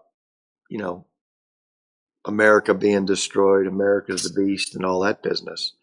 So you can't get a better, scripture definition here than Second Baruch chapter 39, verse 7, because it's telling you right here. When you see Dao, you better know that the destruction it's nigh. It's very, very close. Now, you would have to define destruction, complete destruction, economic destruction, because there's a time that, he's not going to destroy it until the Gog Magog, back in Jerusalem after they rebuild it and all that. So, but they're Well, so I think let's read Baruch, Second Baruch chapter 12. all right. Hold on. It says, Second Baruch. Hold on. Second Baruch chapter 12. Okay. Go "But I ahead. will say this as I think, and I will speak against you, O land which are prospering." Verse 2. "The noonday does not always burn, nor do the rays of sun constantly give light." Verse 3. "Do not expect and hope that you will always be prosperous and rejoicing, and be not greatly uplifted and boastful." Verse 4. "For assuredly in its own season shall the divine wrath awake against you, which is now in long suffering, is held in as it were by rains." Verse 5. "And when I had said these things, I fasted 7 days." And you notice, so as we always say, there's a lot of truth in the toilet, right? Yeah. Look at it here. This is where second 2 Peter 3 is getting that. The judgment of God is long suffering, right? Mm-hmm. Well, I mean, this is a beautiful prelib to chapter 39 verse. Yeah. And so I want to read chapter 13 because it has a beautiful message for all the Hebrew Israelite Nazi camps and their no Gentile salvation message. Did they say that? No salvation for anyone but Israelites. Okay. Which is interesting because you know that their whole 12 tribes chart is based on a dream, right? That some guy got. But strange that his dream, in that dream, God didn't show him Levi's made up. Well, then I guess it would show that his dream is not Yeah, accurate. just like Ellen G. White, right? Ellen G. White was a prophet of God that believed Good Friday to Easter Sunday. Well, I'd like to say prophet of Baal, but you can go with God. Sure. Yeah. All right. Let's go to 13. "And it came to pass after these things that I, Baruch, was standing upon Mount Zion, and lo, a voice came from the height and said to me," verse 2, "Stand upon your feet, Baruch, and hear the words of the Most High." Verse 3, "Because you have been astonished at what has befallen Zion, you shall therefore be assuredly preserved to the consummation of the times, that you may be for a testimony." Verse 4, "So that if ever those prosperous cities say, why has the Most High brought upon us this retribution?" Verse 5, "Say to them, you and those like you who shall have seen this evil, this is the evil and retribution which is coming upon you and upon your people in its destined time, that the nations may be completely smitten." Verse 6, and then they shall be in anguish." Verse 7, "And if they shall say at that time, for how long?" Verse 8, you will say to them, "You who have drunk the strained wine, drink you also of his dregs, the judgment of the lofty one who has no respect of persons." Verse 9, and this is where they get John 3:16 from. "On this account he had aforetime no mercy on his own sons, but afflicted them as his enemies, because they sinned." Verse 10, "Then therefore they were chastened, that they might be sanctified." Verse 11, "But now you peoples and nations, you are guilty because you have always trodden down the earth and used the creation unrighteously." Verse 12, "For I have always benefited you, and you have always been ungrateful for the beneficence." Benefits. Yeah, well, that gets one of those, whatever those things you guys do on Clubhouse when it gets a high five or the big horn sound or whatever. Mm-hmm. But they'll come back to you and they'll say, "Yeah, but you don't understand, Mayron. It didn't say that. It just said he's not a respecter of persons. Why is he grinding you into powder?" Mm-hmm. Mm-hmm. Mm-hmm. No, that's No, he wants obedience, except if you're of a certain lineage. Then you can do whatever you want. yeah. Well, it's like You get a hall pass. you get a hall pass. You get a hall pass. Well, it's like I mean, ignore history, but you get a hall pass. Kathy says to me today, she says that the toilet, tells us that because Adam sinned, we all sin. And she says, absolutely not, because you're in charge of your own righteousness. So this is what Baruch is saying in back, I don't know, chapter 57 or something like that. It has nothing Also, to what he do. tells Cain, Exactly. sin crouches at the door, wants to rule you, but you have the power Yeah. to To stop it or to accept it. yeah. Yeah, but that's what the toilet teaches and I'm trying to think where it is. It's got to be in Paul's writings or Pauline or whatever they want to call him. Saul, I should say, Paul, Saul. No, that was a very good chapter. I mean, there's so much, so, Yeah, and now just one thing I would say: if you have not read Second Baruch, also called the second book of the prophet Baruch, also known as the Apocalypse of Baruch, I would highly recommend. Also, that's where the 12 parts to end the world, 12 parts of 7 months to end the world. That's in Second Baruch, chapter 27. So really, really beautiful chapter. Really, really beautiful book, and obviously really highlights the importance of Torah to salvation. yeah. Why don't we just take it from chapter 12 there that we said that, this is where he puts the finger on the Israelites and he said this is what he's going to do to them, right? Why don't we go to Second Baruch chapter 1 and let's just read chapter 1 here. And you could throw in chapter 2 with it to set the highlight of what you just said. All right. Second Baruch, chapter 1. And it came to pass in the 25th year of Jeconias, king of Judah. That's Jeconias, right? Yeah. Jeconiah, yeah. Mhm. King of Judah, that the word of Ao came to Baruch, the son of Neriah, it should actually be Neriah, and said to him, have you seen, verse 2, have you seen all that this people are doing to me? That the evils which these 2 tribes which remained have done are greater than those of the 10 tribes which were carried away captive. Verse 3, for the former tribes were forced by their kings to commit sin, but these 2 of themselves have been forcing and compelling their kings to commit sin.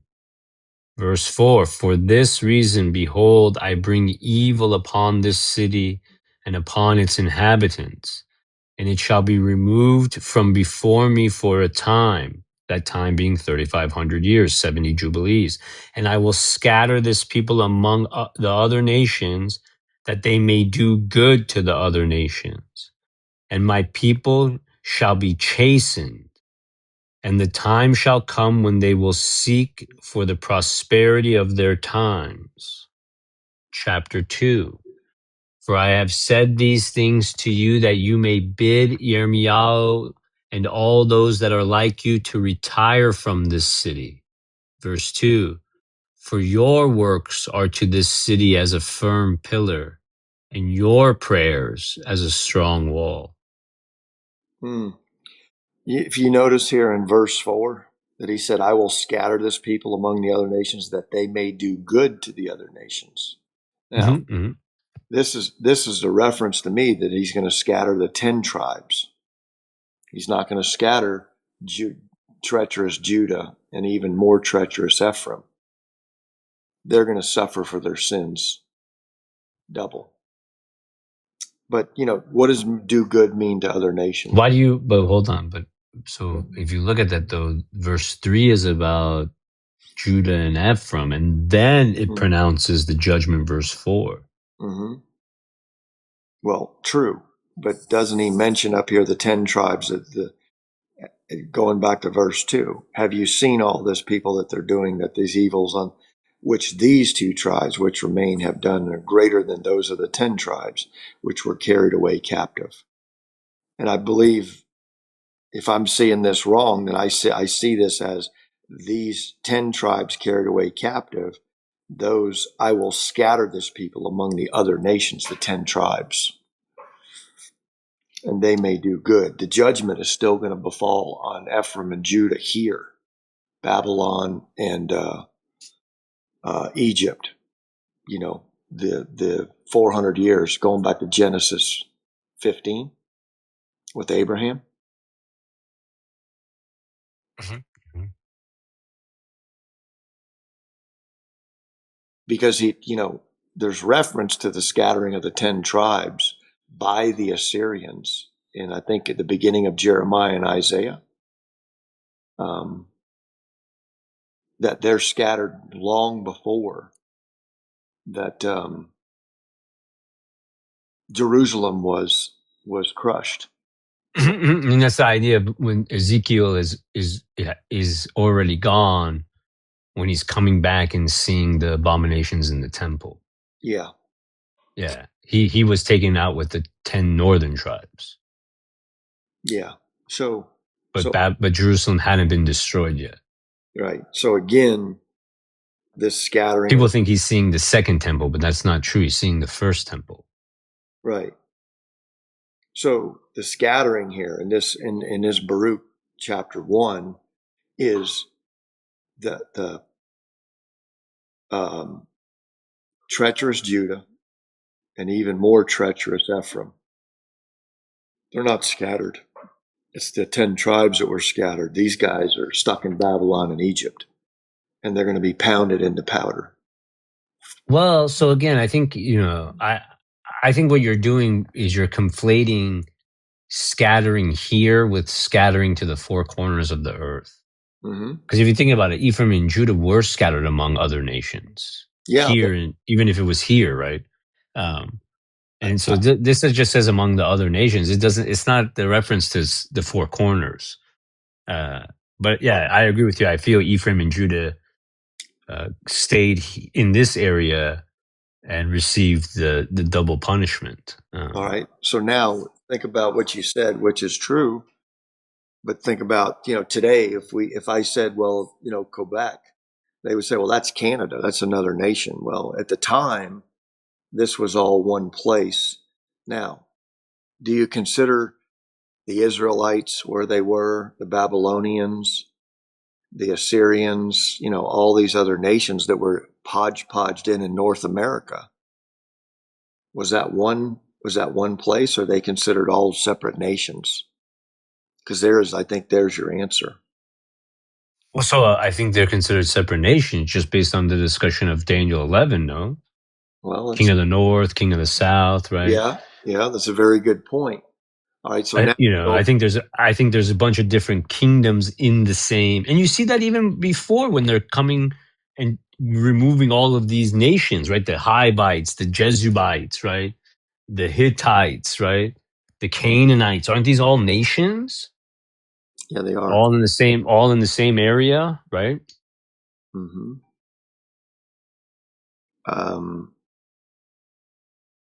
Hold on a minute. I'm looking something up here because I want to see that the 10 tribes were scattered among the nations. This is, again, I've seen Job talking about when the Assyrians came in and took the 10 northern tribes, not him. I'm talking about somebody else. I shouldn't even say that because, oh no, they scattered them to Spain and Greece and Rome, and, they scattered them all over there. But it definitely was the 10 northern tribes. So scatter occurs 38 times in the Queen James here. And I just want to separate here the scattering of the 10 northern tribes versus the southern tribe. Deuteronomy 32:26. I said I would scatter them into corners. I would make the remembrance of them to cease from among men.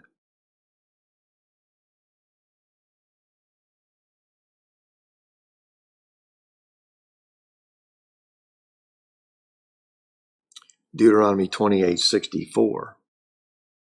And I shall scatter thee among all people, from one end of the earth even unto the other, and there thou shalt serve other gods which thou and thy fathers have not known, wood and stone.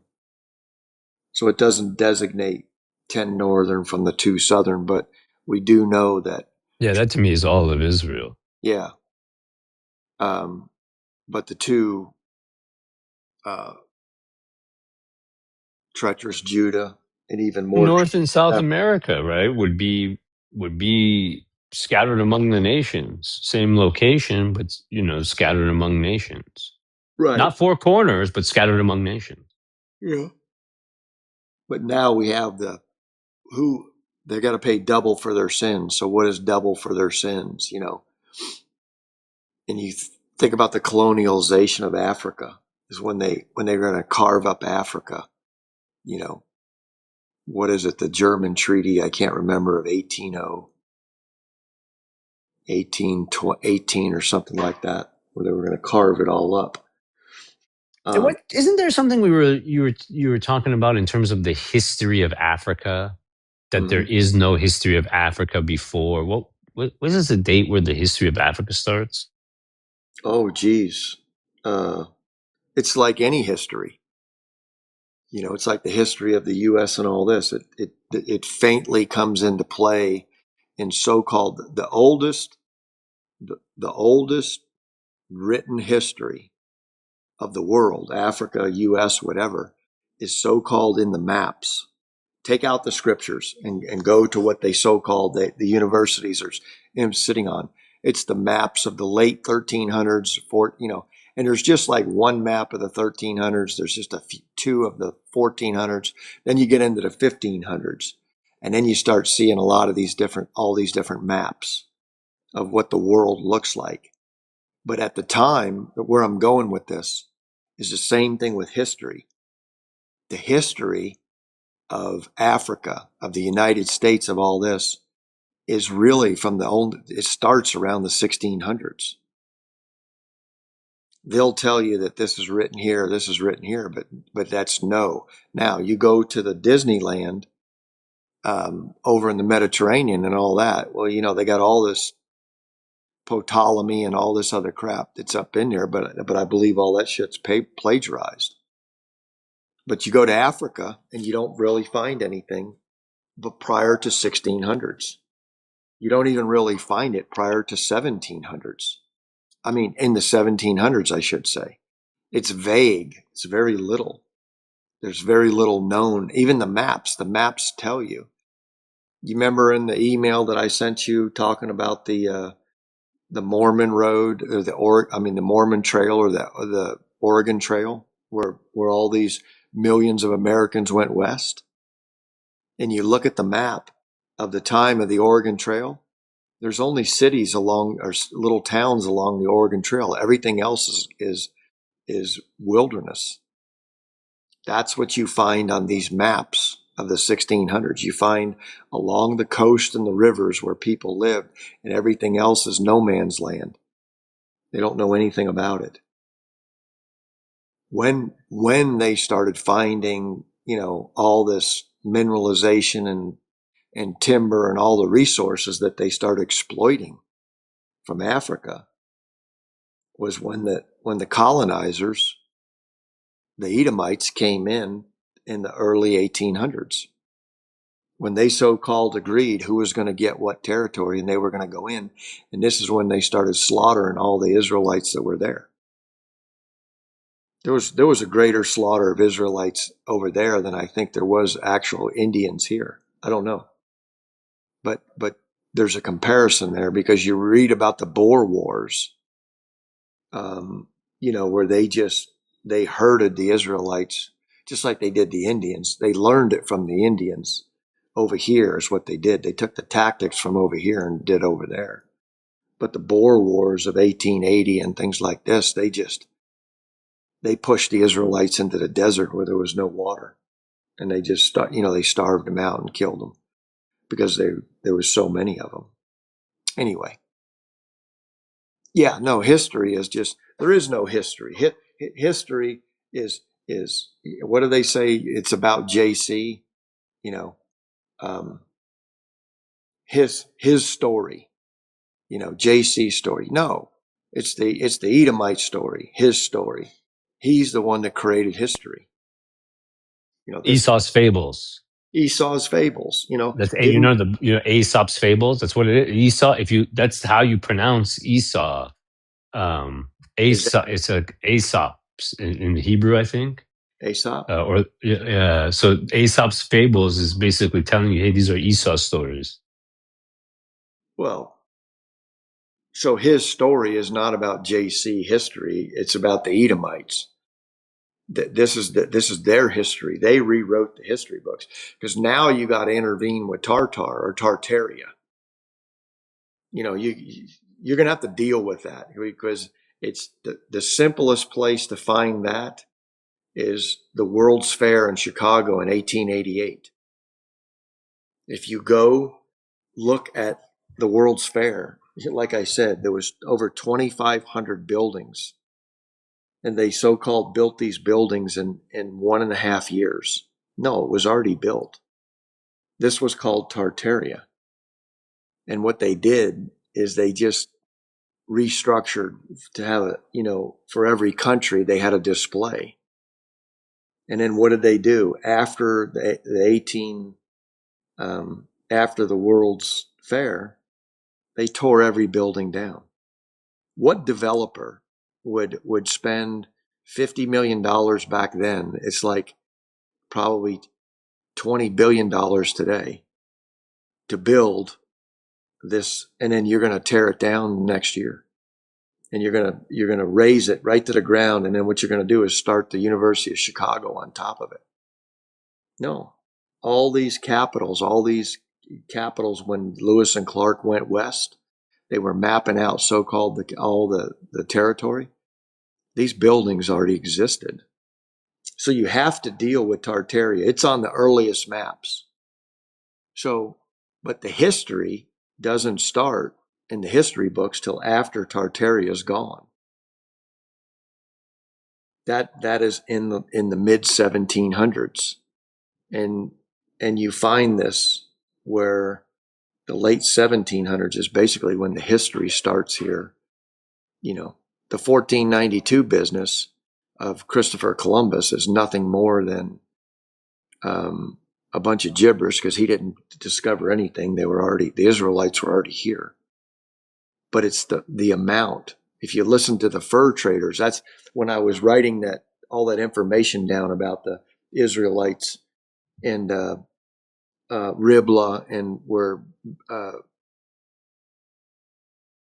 Nebuchadnezzar killed all the head of Jerusalem when he butchered Zedekiah and his family and the children and all that. That's at Riblah. It wasn't in Babylon. But what I'm saying is that area at the time, this is what Lewis and Clark, they were going through all these artifacts out west. Because where did Lewis and Clark travel? They went right down the Oregon Trail. There was nothing, they didn't discover crap. They had the Indian guide, whatever her name was, Jacomia or whatever they named her. But the history, go look at our history books. It all starts in the 1700s, 1600s. Yeah, you hear things about Europe and the conquering wars and the battles and all this stuff. There's truth to that, but none of it starts before 1400. There's really no written record of all like they so-called got today. Yeah, Africa's that hasn't. I believe that didn't start until the colonization, got in full swing. And because they colonized all of Africa, there wasn't one square inch that they did not go to. They were all over that whole thing. When they carved it up, they swept that rug pretty thorough. In Namibia, which the Germans, that was part of their section, Namibia. The Germans got southeastern and western Africa, and they were some of the most ruthless against the Israelites. But this is where all the gold mines are, right? And in Namibia, like in the early 1900s, they had Israelites, or the slaves, walk arm in arm across the desert. And what they were doing was picking up diamonds right off on the sand, right on top of the desert sand. This is where most of the diamond trade started from. But, the record of that is like the early 1900s.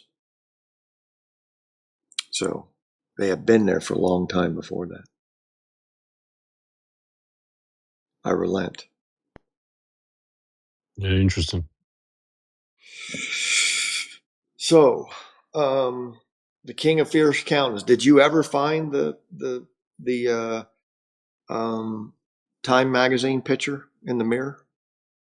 I had put the link up. I had a link to it. Oh, is this? Yeah, this thing here. I don't know how to Oh, use it. no. It's not this one. I had linked in the previous article.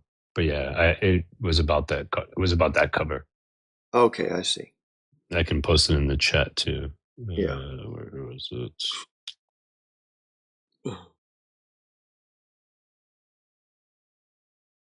Interesting. Back to Egypt from Babylon. That'll raise a few hairs on the back of their heads, get them going.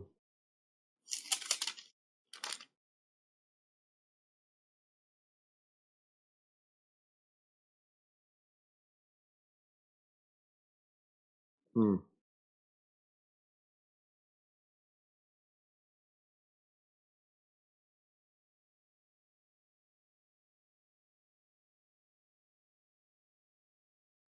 There's very interesting in Second Baruch chapter 4, and this is where they got the toilet, and it where they talk about, and I was JC's graven on Ao's hands, that that that foolishness. No, it's the Israelites that were graven on his hands.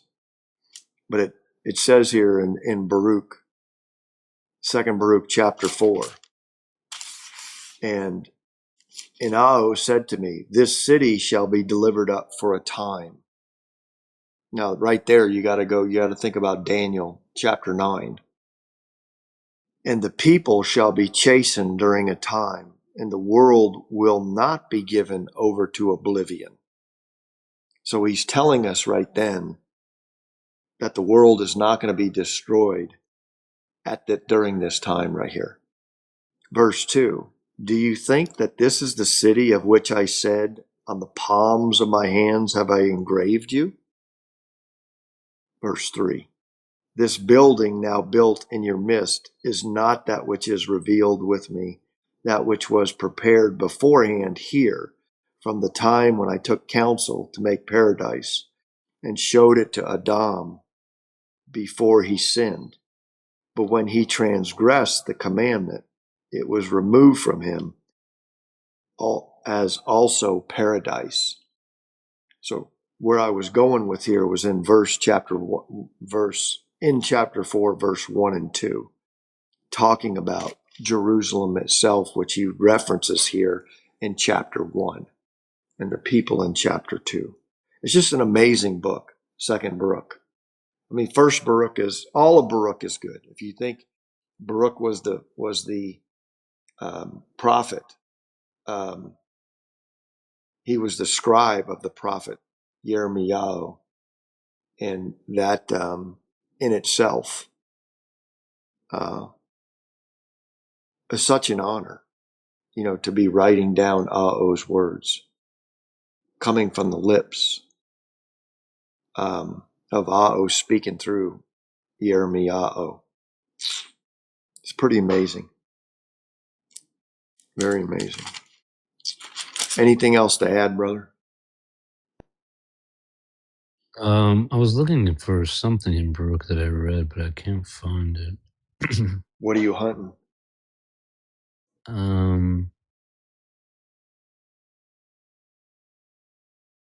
About how while there'll be darkness, the children of Israel during this time will find his word still. Okay, even in darkness, they're gonna find his word. His children. Yeah. I thought that was really a beautiful promise. I have to find it though. Let me. Is it in? It's in Baruch. Yeah, it's in Second Baruch, towards the beginning, because I was reading it here. Let me ask Kathy because she knows more about Baruch than I do.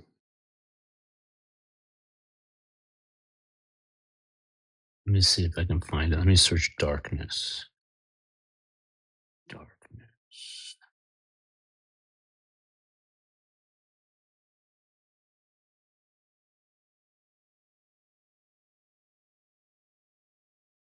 Okay, yeah, maybe it was this one.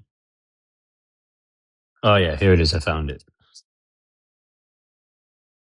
Okay, so it's Second Baruch 46. It says, my son and the elders of the people answered and said to me, has the Most High humiliated us to such a degree as to take you from us quickly? Verse 2, and truly we shall be in darkness, and there shall be no light to the people who are left. So notice this is, the evening vision, right, that they're seeing. What chapter are you in? Second Baruch 46. Oh, 46. Okay, go ahead. Verse 3, for where again shall we seek the Torah, or who will distinguish for us between death and life? Verse 4, and I said to them, the throne of the Most High I cannot resist. Nevertheless, there shall not be wanting to Israel a wise man, nor a son of the Torah to the seed of Jacob. Verse 5, but only prepare ye your hearts that you may obey the Torah and be subject to those who are in fear, subject to those who in fear are wise and understanding, and prepare your souls that you may not depart from them. Verse 6, and you want to see where they got the concept of the gospel and the good news. For if you do these things, good news shall come to you, which I before told you of, nor shall you fall into the torment of which I testified to you before. Verse 7, but with regard to the word that I was to be taken, I did not make it known to them or to my son. Well, you know what jumped off the page here?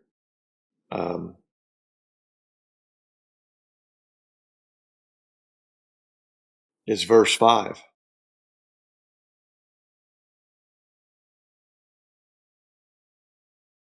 Listen to what he's, in verse 5. But only prepare you your hearts that you may obey the Torah and be subject to those who in fear are wise and understanding, and preparing your souls that you may not depart from them. So The Torah? What's that? I see Jamar up here. I think it's Jameer. Welcome, Jameer. What's going on, fellas? How you guys doing? We're doing good. Would you like to add anything or say anything, Jameer? The interesting title you guys got. What are you guys going into? Oh, okay, all right. Brother Mayron, you want to just fill him in? He's coming in at the 8th inning. Yeah, so our what we discussed was the idea that was Deuteronomy 28:68 not transatlantic slave trade, but rather the Israelites being brought from the north to the south, from Babylon into Egypt, and then from the ports in the south being taken to places like Africa and elsewhere. Because Oh, go ahead. we were talking about, we've been in Second Baruch most of the time here, and talking about that Baruch. Baruch, Second Baruch, yes. Mm-hmm. And go ahead. Where's the book of Second Baruch? I never heard of Second Baruch. I've heard of Baruch, but not. Yeah, so are Yeah, you, what's that? so just so we understand, what book are you normally reading? The King James The or book. I'm familiar with the book of the King James. I'm familiar with the book of Baruch in the King James Bible, but I've never heard of Second Baruch in the King James. Is there a Baruch? Is there a first Baruch in the King James? There is. There is in the original 1611. The apocryphal writings are inside of the original 1611. So the book of Baruch is in. It's like right in between the Old Testament and the New Testament. You'll see the apocryphal writings. Yeah, yeah. So it's we found the second book that we were reading from is in the Sefer. It's called the Second Baruch, also known as the Second Book of Baruch, also known as the Apocalypse of Baruch. And I highly recommend reading it if you have never read it. And we read a lot of it on this, so you can always go back and listen to it on the replay. Um, but it's some really powerful, powerful things in there, and you can see very clearly why it's been removed and hidden um, from us. I mean, does it agree with the writings well, of the first book of Baruch? well, in this also there's First Baruch and Second Baruch together. Now, is First Baruch word for word of what's coming out of the King James? I have no idea, but they have First Baruch and Second Baruch side by side in the Sefer, which were I originally in the original writings. They say. I, I see. I see. Who do you guys understand the Israelites to be? I'm talking to one. Meaning We myself? Is that yeah, meaning yourself. okay? Yeah, I mean Okay. So what we so consider then, what we can. Go ahead. no, I'm sorry. I'm sorry. I didn't. It's a little lag on my end. Go ahead. No, I was just going to say that by Deuteronomy 28, it's very self appealing, or it's very self defined of who the Israelites are.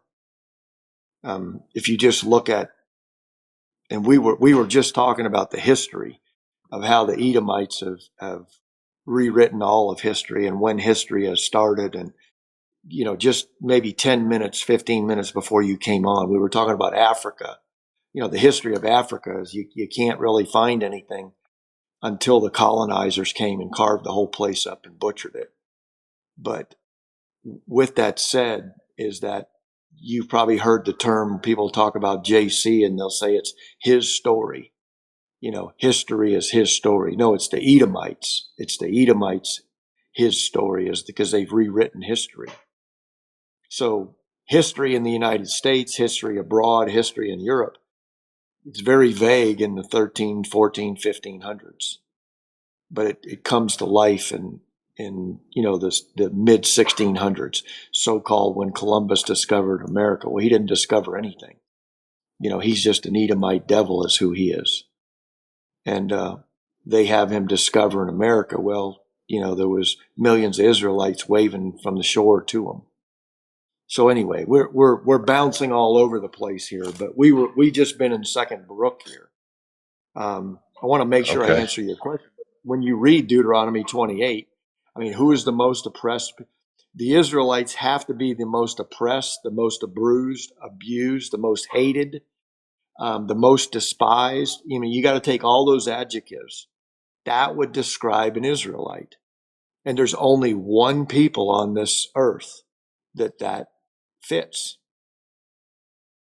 So when I said I'm talking to one, I mean, you can use now, are all, which I despise the term Afro Americans, African Americans, that's an Edomite term to get these people to understand that they came from Africa. No, they didn't. They came from here in America. That's where they derive from. This is all just brainwashing.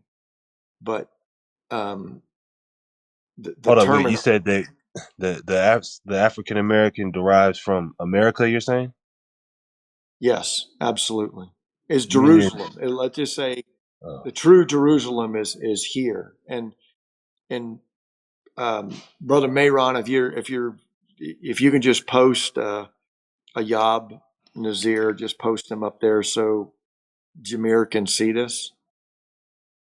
Are you familiar, Jameer? Have you ever heard of a Yab Nazir?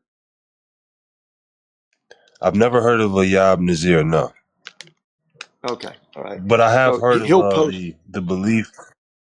Oh, go ahead. Well, I don't want to cut you off. I mean, because this is your floor right now.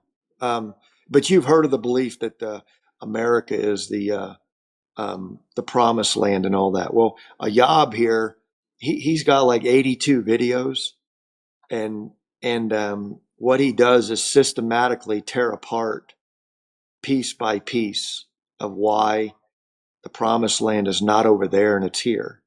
So what he does is he looks at all the plants, he looks at the animals, he looks at the desert, he looks at the weather, all these things, and none of it fits over there. But anyway, um, they're hiding they're hiding history, right? And if you go to a Yob, he's got on there a series called the Migration Series. It's like about 8 or 9 videos.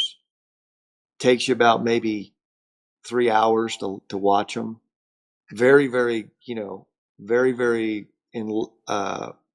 eye opening about those videos. The Migration Series, starting with Noah and where all this came from. And then he has a series called The Promised Land over here. There's probably about 40 different videos of. So that's how we have come to understand the truth of that the Promised Land is over here. Israelites derived from here. The so-called lost Atlantis is from here. Everything is from here. It all derived from North America. Babylon was here. Um, so if I say to you something like this, and the scripture says that it took them an 11-day journey to walk from Jerusalem to Babylon, which it says in Isaiah. So if you just go to Google Maps and you just plug in Jerusalem over there and Babylon, it's a 3.3-day journey traveling on foot. So if you want to add one more day or whatever, or 2 days, whatever, it's not 11 days. So the distances, this is another thing that he does, the distances traveled when the scriptures are telling us how far a walk that Jeremiah did or Isaiah, or they walked and they went from this place to that place. If you go to the present day map, which we refer to Disneyland in the Middle East, none of it fits. The walking distance, the time frame, the location. If you go to the scriptures in Ezekiel and Isaiah concerning Babylon, we were just there in Isaiah 14, and it talks about that Babylon will be a desolate place. There's only going to be porcupines and jackals and animals. Well, how come I can go to Iraq today where Babylon is, and there's like 3 million people that live all around it? It doesn't look so desolate to me. And why is Babylon made out of bricks, clay bricks? All of over there in Iraq, it's rebuilt from clay bricks. Why is that? When so-called academia will tell you today that a clay brick can only last up to 500 years in weather. Well, because they built all Oh, these places back in the 1700s. Go ahead. Well, one you know, scripture that I would say, Jimmy, to look at is Numbers 34:6, because I think Ayob's work is great, but I do think some of his locations are off. Yes. And all you need is the scriptures. And if you look at the western border where the sun sets is defined as the Great Sea. And shouldn't that be the largest body of water on Earth? And if so, that's the Pacific Ocean. So that's really one of the best evidences to the true location, in my opinion. well, what? Okay, so I come from a different uh belief system in terms of the land and stuff. I understand the land to be over there, and part of the reason you guys are familiar with the writings of the prophet Ezra. Oh, absolutely. We Okay, we we don't we don't agree with them. okay. Of the second, what we don't agree with Ezra is the second temple was rebuilt. That contradicts scripture right up front. Um, saying that the second temple is not going to be rebuilt until Jerusalem is on after the second Exodus. So anyway, but go ahead. No, go ahead about Uh, Ezra. so you guys, but do you guys, the writings in Second Esdras in the Apocrypha? Do you guys subscribe to that writings, or you feel like that's pseudo stuff? Well, let's say it this way: is all the writings of the Bible? We'd have to, Jameer. We'd have to go to Deuteronomy chapter 13, verses 1 through 3, where he's saying basically in verse 3, he says, "I'm going to test you with all your heart, mind, and soul to see if you love me, and search the matter out." Now, what this means is that the scriptures are one big test, and he's testing us to find the truth, because you can find. Could we agree upon one thing, that our Father's word cannot contradict itself? Could we agree upon that? Yeah. Okay, so we know our Father's word cannot contradict itself, and that's a true statement, because he knows the end from the beginning. He knows everything. Second Baruch tells us that he knows the amount of every raindrop that hits the ground. So when we find a contradiction, something's wrong. So either one is right, one is wrong, or they're both wrong. Well, And before we get too deep into it, I'm just curious. Like, I guess I'm getting from your answer, you agree with some of what Second Ezra says, but not all of what Second Ezra says. yeah, and I think just like Okay. the whole book, I mean, we've got over a couple hundred contradictions that we could bring forth and show. Well, my But my, what arg- I'm saying, my go ahead. okay. I'm sorry.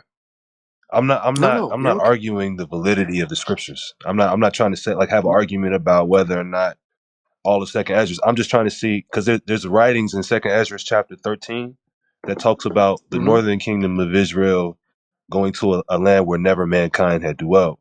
I really was just trying to see if you Hmm. agree with that, or you think that that's not true. No, I would Is that agree. I true, would or is that agree with that statement.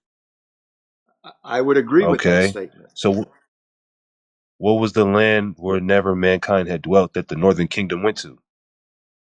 Well, okay, hold on Ezra one calls it second. Arshareth. But What Okay.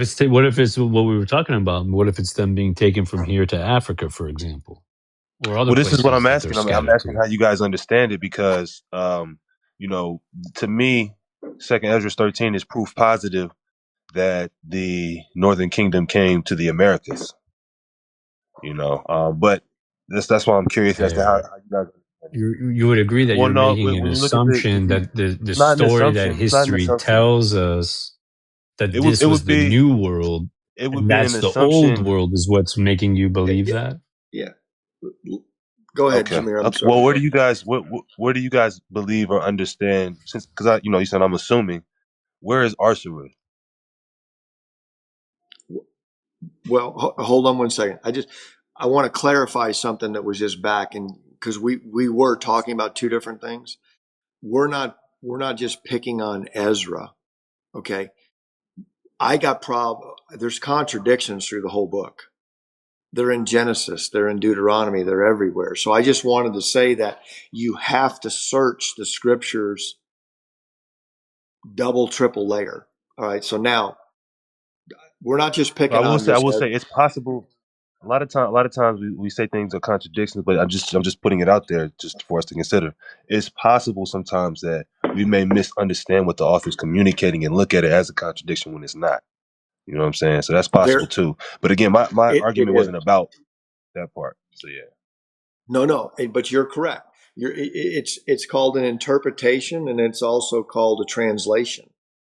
So you have to take all. That's what I'm saying is it's not just one thing. It's 10 things that you need to look at to get the legitimacy of where we're heading. So let's go back to Ezra, and just let's give me the scripture that you're talking about, because I when I said yes right Second away, Esdras. I'm talking about Babylon. But go ahead. So give me. Give me a scripture. Second Ezra. Chapter 13 and verse 41. It starts from 40. It's basically Second Ezra chapter 13, verse 40 through verse 42. Mhm. Mm, is this in the King James? Or is this an It's Apocrypha? in the original No, 1611 no, you King got to go to James. the Sephra. You got to go to the Sephra. You got to go to the Sephra, brother, if you want to see it. Oh, But you got to okay, go to the okay, okay. Apocrypha is where you got to go. Yeah, But yeah, yeah. again, the Apocrypha was included in the original 1611 King James version. It was Yeah. removed by the Protestants. Well, do you know who wrote the original King James 1611? Do you know who wrote it? 47 of the best Greek and Hebrew scholars at the time. King James commissioned them. And he broke them down into three groups. And he broke them up into a group to write the Old Testament, the New Testament, and the Apocrypha. So they're the ones who translated it.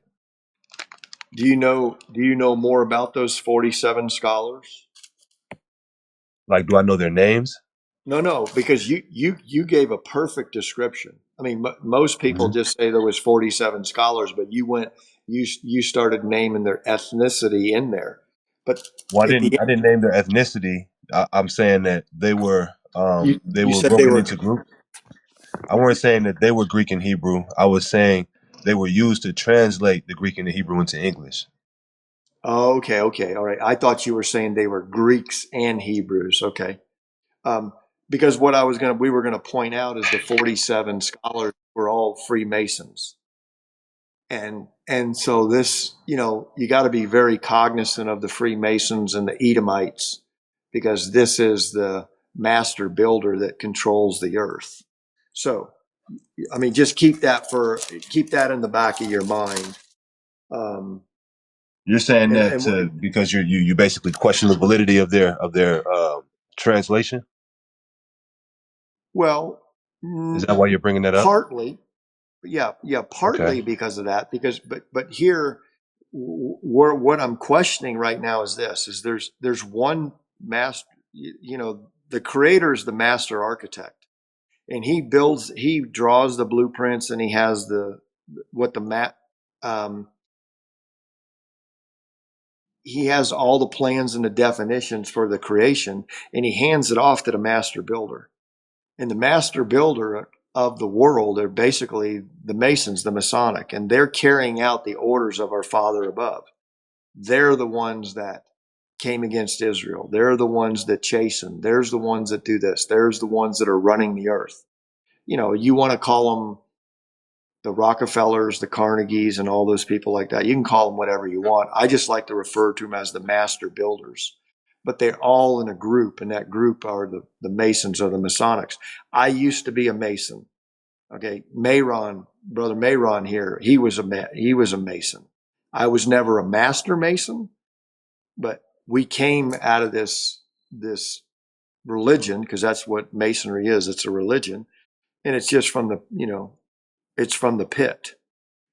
So saying that, um, you can find the Masonry's hands in everything, every every religion, every government official, down to the governors, to all the people that control things. The Masons are involved with that. So what I'm saying is, you just want to be cognizant of that statement, to question the validity of what came out of that, because King James himself was a Freemason. So Well, to me, I mean, if when I question the validity of it, it's really just based on the text. You know what I mean? I shouldn't just say that because obviously the a person's credentials are important when considering the things that they've written. But the reason why when I read the King James version of the Bible, I don't see contradictions, or I don't see now you see things like uh, one lineage will say this, another lineage might say that. One place might say it was this many number of soldiers, another place might say a different thing like that. But in terms of the instructions and things like that, I don't see anything that contradicts or anything like that. So I'm not as concerned about the extracurricular activities of the scholars that were used to translate it because I believe that God used them. I believe that was prophecy. When you read Isaiah 28, he said that the we would learn the scriptures in a different tongue. So I believe that he used those men to translate these things. You know what I mean? But really, the point of my questioning to you was about Second Esdras and whether you know, because I understand Arsaris to be, you know, the Americas. So I'm curious as to where you guys, because Yeah, I why mean, can't it just be obviously the you other guys must have other considered it. direction?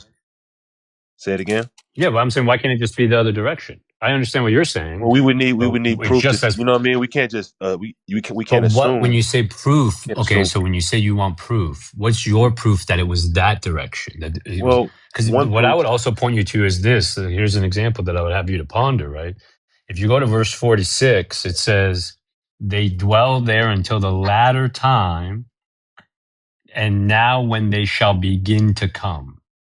And so, as you sit here today, my question to you would be: do you see more movement from Africa to here, or do you see more movement from here to Africa? And ponder that as you ponder which direction it is. Well, I'm just saying we can't just assume that Arsaris. We can't just say, well, why isn't Arsaris in this direction? Well, we can say that about anything. Why isn't Texas in Canada? You know, that's just Well, no, because we I have to think have what you're some reason saying, to you can believe where go to Arsaris the, is. well, so the text just tells you that they cross a great ocean, right? That's what it tells you, in a place where people haven't dwelt. And so I think obviously, if you look at, clearly we have people who look like Israelites in Africa. And clearly, those people are coming back here today in great numbers. The But Nigerian migration, people right? have been dwelling in Africa. Um, When this was written, people were dwelling in Africa, right? how do you So this know wouldn't be that? the How do land you where know never. that? See that, but how How do do I you know know that that they? though? That's what's bothering Because me. How can you make that I statement that when this was written, can people answer were that. I living can in answer that Africa? for. Okay, go ahead. Well, because the land of Canaan has always been identified with Africa. I mean, I suppose you think the land of Canaan is here. Is that right? Well, again, so brother, all I said is Numbers 34:6 tells you that the western border of the promised land where the sun sets is defined as the Great Sea. And to me, I'm just saying if you could great, just answer if I look at the simply. definition, If you means just answer large. simply, It I'm just means the saying, largest. Yeah, so that to is me the is the land best is the evidence that land the of promised Canaan land here? would be here. I'm Yeah, the just land of asking Canaan like is simple here. Notice questions. the Like other border on the other the land side of is called Canaan the is here. East Sea. Yes. It's Wait. all it's all I'm here. just asking. Everything's here. The land of Canaan is here. When you say everything is here, what do you mean by everything is The here? entire scene of the Torah is here. The So Torah Tanakh is here. This is the scene of the movie. Over there is and then Disneyland. It's a movie set made up for you. Just I like guess JC, okay. just like JC, which I'm assuming you believe in if you profess a belief in the King James version of the scriptures, because that's I the mean, I'm just biggest in order contradiction that we for us to should have talk like an about. That no, intellectual it says no man can conversation, die for your we sins. gotta How can we say have there's evidence no to go with. contradiction? We just gotta have evidence for what we're saying. It just seems like y'all just positing things and then like going for a long time. No, no, Like no. I'm asking I simple think questions. I'm just asking simple Yeah, I stuff. think you're I'm just not having an trying to get issue as with deep our as you evidence trying being to get. what the word of God says and not going to history, because you're making claims with veracity that are based on what history says as your support. Like, for example, when you said when this was That's great. written, Africa That's was great. populated, there's no way to say that based on the text that we just read. You're introducing that because you subscribe to Pharaoh's history. And I haven't, and I'm just pointing that out. And it Not seems true. like you're getting upset about that. Not Go true. ahead. Let him. Go Well, ahead. Go ahead, Jermaine. yeah, I'm not upset at all. I don't understand why you're even like saying that, but I'm not upset at all. Again, you're saying I'm going to history and not the scriptures. I'm the one that brought up Second Ezra 13. I went to Second Ezra 13, not history, but what the Bible says about men dwelling in a land where never mankind has dwelt. My understanding of history is that Arsurif has been identified as the Americas. That's why I was asking you, do you have anything do you have anything biblically that would explain to us what Arsurif is? Well, again, I'm not familiar with Arsaris because when we were talking about Ezra, I'm talking about Ezra and the King James, the what's there after, what Read the in King James. for me today talking about building the second temple. So let's go back. Where do we find that Arsaris is been defined that is America today? Well, you can find that, for one, you can find that in the Jewish Encyclopedia. And there are other historical references to Arsareth. I've never heard Arsareth historical references that relate Arsareth to Africa. I've never heard that before. You know what I mean? So if Mhm. it is that, I'm just wondering why. I'm asking how. You know what I mean? I'm asking for evidence. Yeah. If there is no evidence to it, Well, then it's like it's hard to accept what you guys are saying just because you're saying it. yeah, and I know that, but you're just coming in the middle. It, let's say it this way: we have evidence for everything that we say. It's not that we're just pulling this out of our rear end or whatever. I mean, because you can go back to the other recordings and things that we have and all this other information that we published, and there's information just like you would have your information that you would say this. We're not. There's no. When I say I have a problem with the scriptures, I don't have a problem with this, with his true word. What I have a problem with is if you want to call it a translation or whatever it is, but from the front of the book to the back of the book, there's a problem. And what, so let's, if we go to John, if you want to go to which we refer to as the toilet, the New Testament, where it says in John that John the Baptist is the greatest prophet that ever But hold lived. on, brother. We're going on tangents. Let's say Yeah, I I know. just really I'm want to getting off. let's just focus with Jameer here. So Jameer, brother. So I'm assuming you would agree that when you read this text in Second Ezra, okay, it says this is what you're using. Okay, so this is so that they okay, so you're looking at Second Ezra 13:41. But they took this counsel among themselves that they would leave the multitude of the heathen and go forth into a further country where never mankind dwelt. So we agree that there's clearly a movement here from one location to another location where people didn't live before. Okay.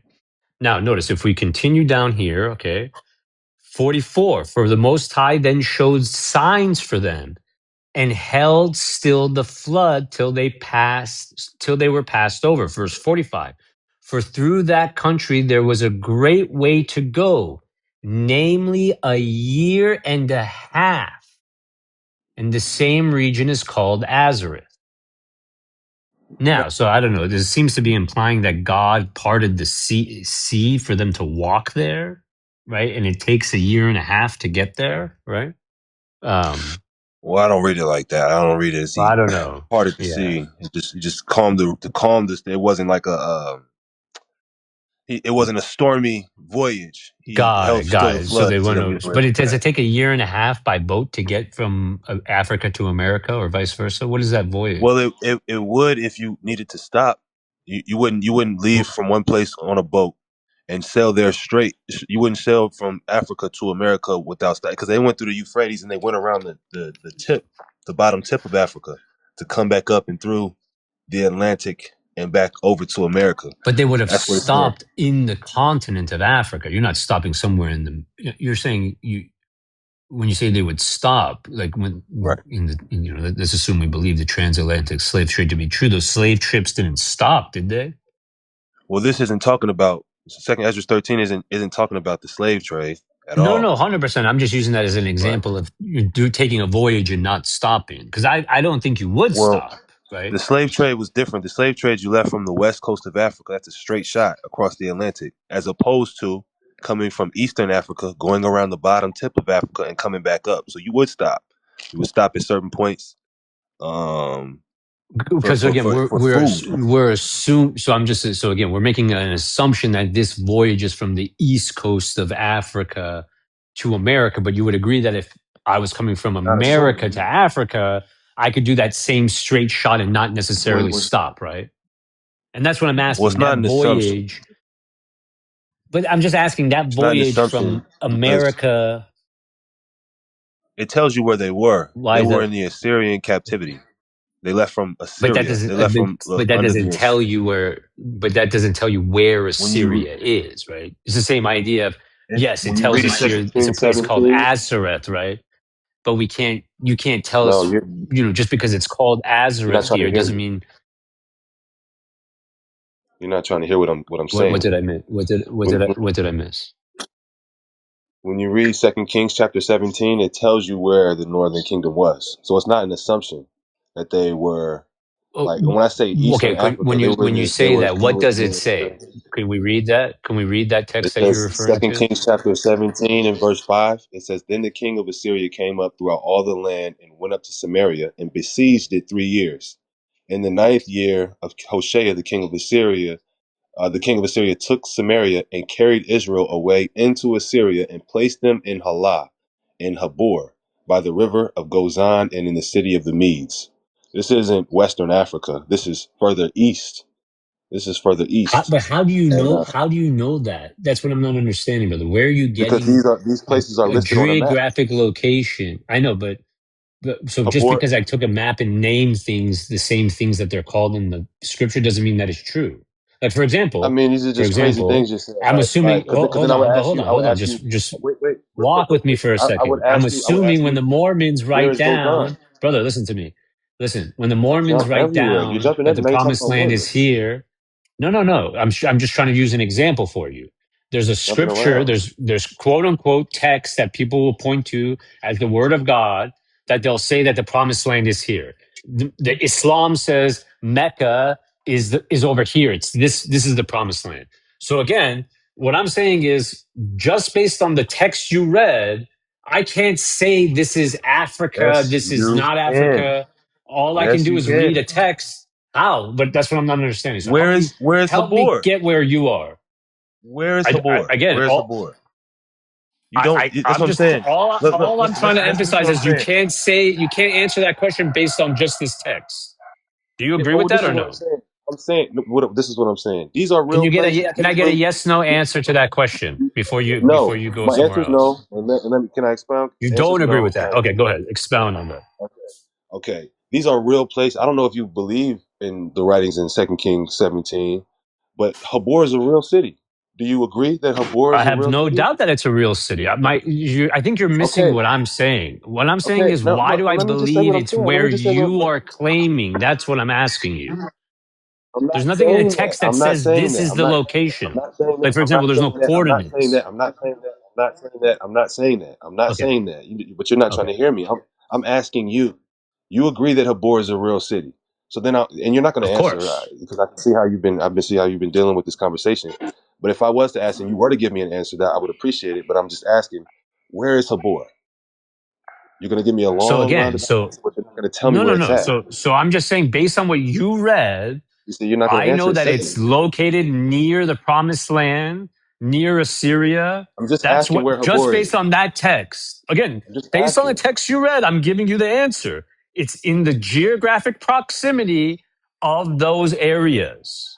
So I'm just saying in Now, today's but there's terms, nothing, hold on. Is But see, Habor in that's the America? thing. Hold Is on. But Habor see, in that's the America? thing. I just hold on Then you one won't second. I answer just want to simply. emphasize, but no, now, so now you're, no, I am answering you simply. You're just not liking the answer. You I want haven't to answered emphasize something yes. to you. I want, again, so brother, I let you speak and now I want you to listen to me.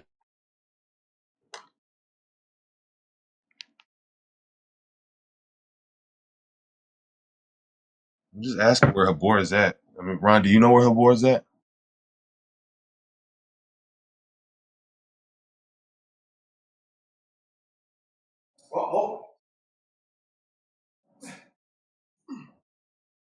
Oh, no, hold on one second. I walked away. I just was, I was doing something over here, but Yeah. So no, so I I'm just just, want to emphasize. So what he's saying is, so listen, that's definitely a place, but based on the scripture you took us to, all we know is that this place, where it's located in proximity to other places.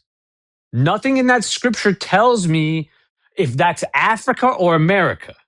Now, if you're asking me where I believe it is, I'll go again to Numbers 34:6. That gives me the western border of the promised land as where the sun sets being defined as the Great Sea.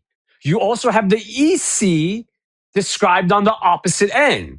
So that to me is clearly the Pacific Ocean because that's the largest body of water on earth. And then the Atlantic Ocean being the sea on the eastern side.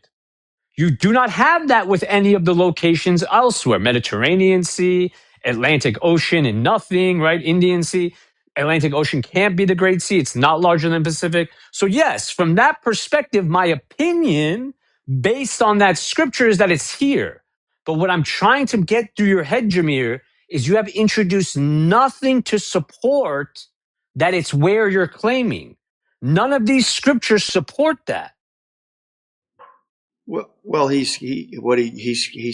I think what you're doing, Jameer, is you're claiming a geographical area on a map. You're saying the map Well, today points to.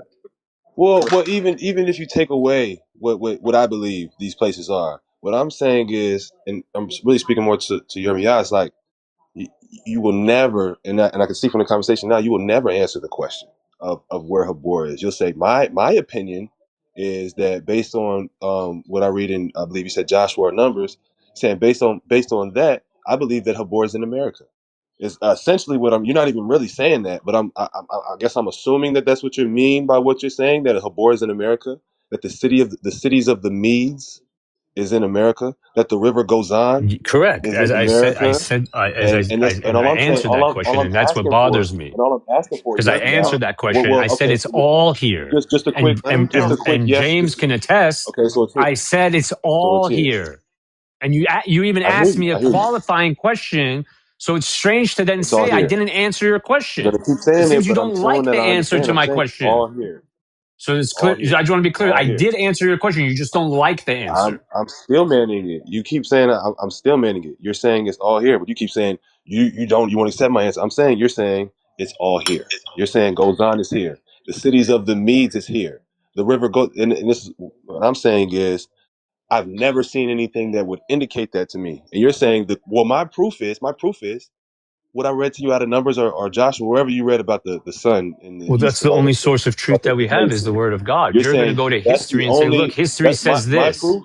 You're saying But that's not Gozan is in proof. America. And someone says, why would you say that Gozan is America? Well, read that verse in Numbers. And the Great Sea is talking about the I guess you say And the there's a Atlantic number or the of other Pacific. examples. And, There's a number but of other examples. For example, I the mean, trees okay. of Lebanon, I'm not trying to the change it. largest trees on You got earth. it.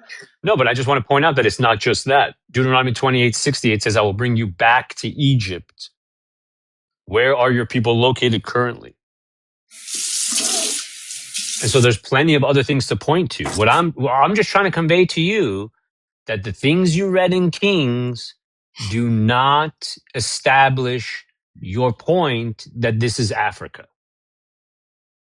I'm not making that Because point. because I'm asking you the western border of Africa would be the Atlantic Ocean, and that's not the largest body of water on earth. So you got a problem with Numbers 34:6 that you want to dismiss and go to history instead, which is why you're deceived I'm and not confused. dismissing it. I'm not dismissing it. I'm acknowledging what this is what I'm saying. Y'all want to fight so bad, and it's crazy. It's like obviously we don't agree with each other. Y'all don't even believe in the New Testament, so obviously we don't agree. So it's no use in you getting upset with me or getting No, impatient brother, with me I'm or not being like, upset "Oh, with you. I'm just you're pointing trying to out. No, you no, just don't like no, my no, answer. no. You're trying to. No. There's no need for You're all of that. coming here. No, You I hear came you. to Let me just this finish what I'm room to saying. have a conversation about Okay, you got something, it. correct? Okay. The one thing that I was gonna ask him, you go to any of the scriptures and it'll tell us the Euphrates is north of the promised land. I mean, it's in Isaiah, Jeremiah, Ezekiel. I don't have those scriptures right in front of me right now, but the Euphrates is north. If you go to any map today, it's not north. It's east. It's northeast. It's not north. So it can't, that's one of the indicators years ago, before even Ayab showed up, is you have to be able to pinpoint these places. But the Euphrates is not north of the promised land that's over there now. It's not. You also have the Alpine Lakes issue. You have the Yeah. cactus issue. You have so many issues. Yeah. I mean, again, there's hundreds of issues that we can put out there. The main issue is right now is besides that, there's no Israelites in the promised land. There's no Israelites in Saudi Arabia. When I say no, there's not like in the U.S. The U.S. is the prominent place of the world for the Israelites to be associated, talking about. Now, people will go to Africa and say, look, there's a lot of Nigerians. There's 7 million. Yeah, that's exactly right. I understand that. And they'll say that they were there from the beginning. But now we got to go back to something like the Euphrates River. Is the Euphrates River north? And like you mentioned, where are the high mountain lakes, the quiet, still waters? I mean, tit for tat. I don't think you can get around it. But there's just too many things going on between the toilet and everything that they're saying. But what they want to do is they want to go to a geographical map and say Hamor is right here. Well, can a Hamor be right there on the geographic? Well, Pharaoh can put it wherever he wants because he's in charge of the maps. That's what everybody's missing, I believe. Yeah, that was the point I was trying to get him to see with Quran and Mecca, right? They can say whatever they want. That doesn't mean that it's true, right? And again, like that verse that he read in Kings doesn't tell you anything other than what it's located by. And so if all we have is geographic proximity to other locations, the only way to understand where that is actually would be to work backwards from understanding where the promised land is. Yeah, well, and Ayab pulls out one of these pictures that's pretty good. I mean, I don't mean a picture, but all of academia can agree where Jericho is, but I can't remember the city that's they call a city that's near Jericho, and the scripture says it's west of Jericho, but they have it over there east of Jericho. And where it is, it's in Jordan, and it can't be. And nobody can agree upon that, so there's all these different things happening over there. So anyway, it's just a mess. It's the conversations is a mess, and I don't think you'll ever get past it. And this is what Dao and our fathers got to sort out with all the Israelites. This is what's stiff necked and rebellious about the whole thing. There's 550 different recipes out there, and they're not following what the scriptures are telling us. They want to go to man. I relent.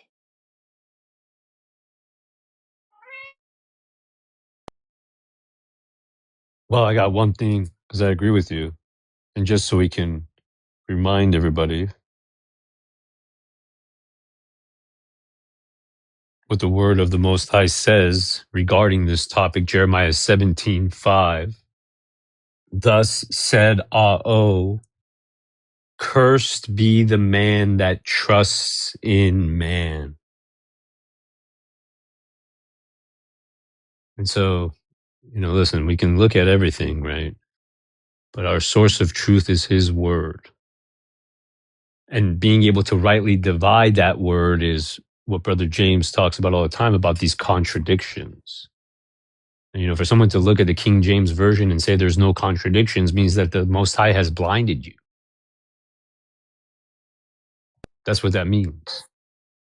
Well, when you ignore that 47 Freemasons King James got to write the King James, and King James was a Freemason himself. If you don't take notice to something like that, then you don't take notice. But if you understand the Masons, if you were a Mason, that's what I told them, but you and I both were Masons, there's an agenda, and there's an agenda behind it. And that's where we firmly believe that they are the master builders of the world. And our Father's the master architect, and he gave them the plans. Their job is to deceive the masses, to see if Deuteronomy 13, verse 3, if you love me with all your heart, mind, and soul, I'm going to test you. Our Father is testing us, and he's using the Freemasons in the world to do it. So when you want to believe a man with a geographical map over the scriptures, and you want to just brush aside the contradictions, you're going to just live in a state of confusion, because there's truth out there. You have to dig to find it, because their job is to hide it. And just to emphasize that when you talk about Freemasonry and their job, just to go back to what we read at the very beginning here in Second Baruch, chapter 39, what it says about the fourth beast, right? This nation that is a Freemason nation, right? Let's look at right here. It's what was it, verse 6, 2 Baruch 39:6. And by it the truth will be hidden. By Freemasonic America, the truth will be hidden. Now, something to just leave us with, to just emphasize what a nonsense theology this toilet is. I want to go to something that we've talked about here about the importance of understanding that Genesis 15:13 was not fulfilled in Egypt before the first Exodus. It was not fulfilled before Moses wrote it down. What Abraham was seeing was the end of the evening vision, right?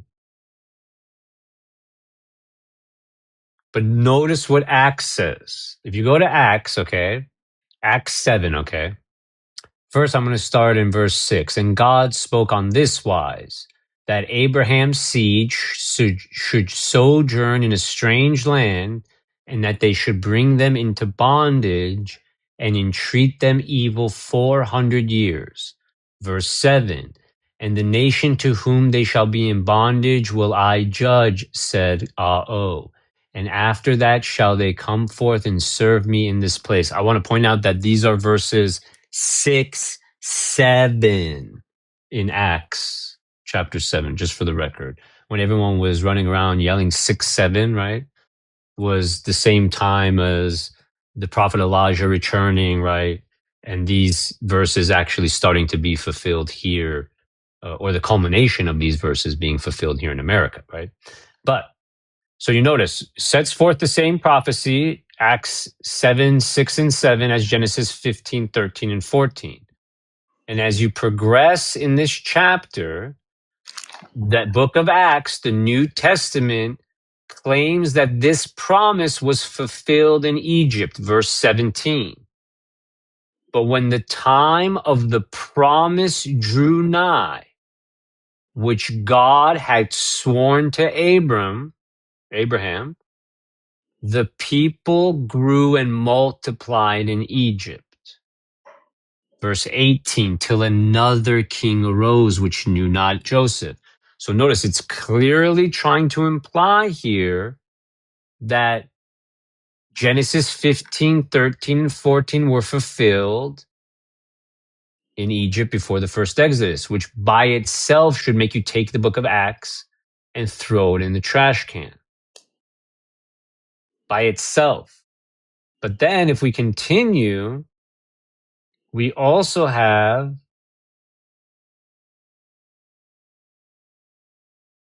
verse 47. Of course, it would be verse 47. Think about Boeing 747s, right, brother? that just dawned on me as soon as you said it. All right, 747. 747. Acts 747. You ready for it? But Solomon built him an house. Okay. Two reasons that you can take the book of Acts and throw it directly in the trash can. For all of my New Testament believers out there. The Freemason Masonic. This is a Freemasonic book. The Masonic book. Yeah, you see that? And one greater than Solomon is here, right? A greater deception is here. DJ wants to come on. Yeah, I just invited him. Let's see. I think I did. A greater deception is here. Hey, welcome, DJ. Good evening. I was here last week. You remember me? Yeah, I do. Oh yeah. We were talking about you earlier today when we first came on, or before we first came on, and I said it was today's 2 weeks ago.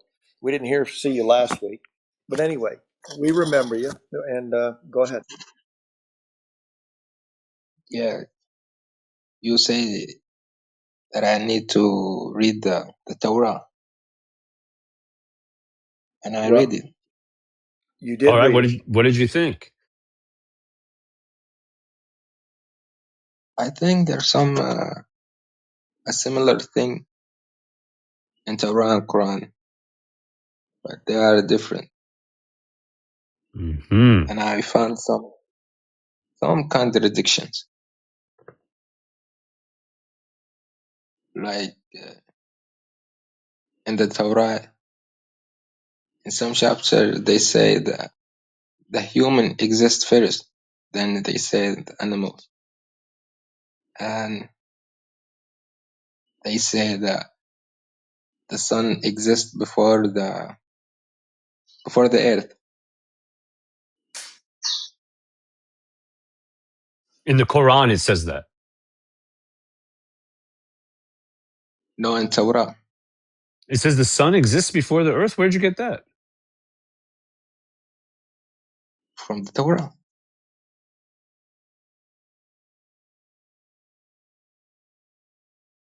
Because he doesn't create the sun until day 4, right? But the earth is created on day 1.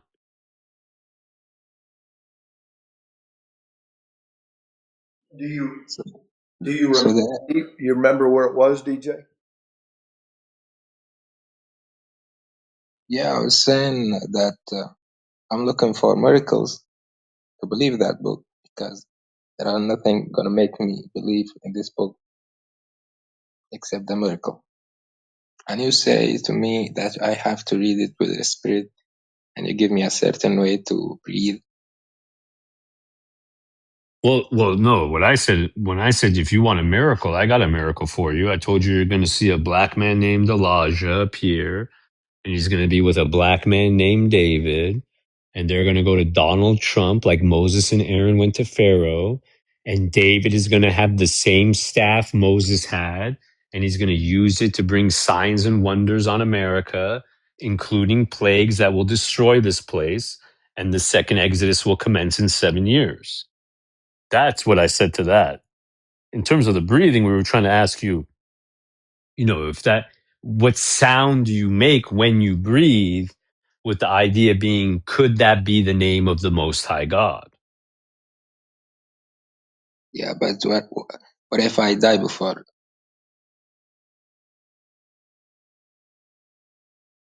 The end here? Yeah, before this happened. Well, If then, I if mean, if so if you remember, as when the toilet says, blessed are those who believe without seeing, I think there's a lot of truth in that. We didn't see what the Most High did for our ancestors as He brought them out of Egypt. We just have the testimony of it, and obviously it points to it happening again. Now, DJ, I would assume if you're alive today, it's unlikely the Most High is going to let you slide out of here from either perspective. One, if you're righteous, he's going to hold you up. Psalms 91, right? 10,000 will fall here, 1,000 will fall here, but it will not come near you. But if you're wicked, I assure you that he wants you to see the time of trouble like never before, right? So I would just stay tuned, my friend. so, what that if that not happening? Well, let's cross that bridge when it gets there. Because, a lot of people ask me that question a lot. You know what I say? It's like them saying to me, what if the word of God wasn't true? And as I always say, I can't answer that question because the word of God is true. But yeah, I'm talking about you. What's you gonna feel about it? I'm not going to feel anything about it. So you're still gonna believe in it, Brother, that it's we're gonna going to happen? watch it unfold together. We don't have to hope. We don't have to wonder. That's the thing. We don't have to go back and forth. Like, as you can see, I'm not afraid of the things I believe. I'm not afraid to share them. I'm not afraid to put them down Oh, and I just have them recorded, right? Because listen to me, that's the best standard to know if the person you're speaking to is truly a person of the Most High God. Only a person who's truly following the Most High God would be able to allow you to see the things in His Word, right? And again, like okay. notice I'm we reading. show you these things, and it has no impact on you. Why? because nobody can force you to believe these things. You have to study these things, right? And when you say there's a contradiction in the Torah, and the first thing you say is the sun was created before the earth, I, I think we got to get you a new version of the Torah, because that's not what it says, you know? But I wonder if you notice the contradiction of Quran pretending Isaac is not the one taken to the mountain, but Ishmael is, because the Torah clearly says it's Isaac. And that's a very, because lineage is, as the other guy that ran out of here said, oh, there's some contradictions regarding lineage, and just brushed it off as though lineage has no relevance here. And how can the seed of God's chosen people be called in the bondwoman? Again, a lot of truth in the toilet. When Abraham didn't believe the word of God, when he decided to take matters into his own hands and go into his handmaid Hagar instead of waiting for the word of God to be fulfilled, which is what he said, I'm going to give you a seed of your loins, right? Of your lineage, from you and Sarah. Sarah will bear him. And those are the things I would ponder, DJ, because that's way more important than the sun and earth, which is not true. It doesn't say that. And so if you want, I'll send you, you know what, maybe I'll pin it here at the top. Here's a digital version of the Torah that you can, here, let me find it, that you can, Understanding of how he was reading it, I don't know.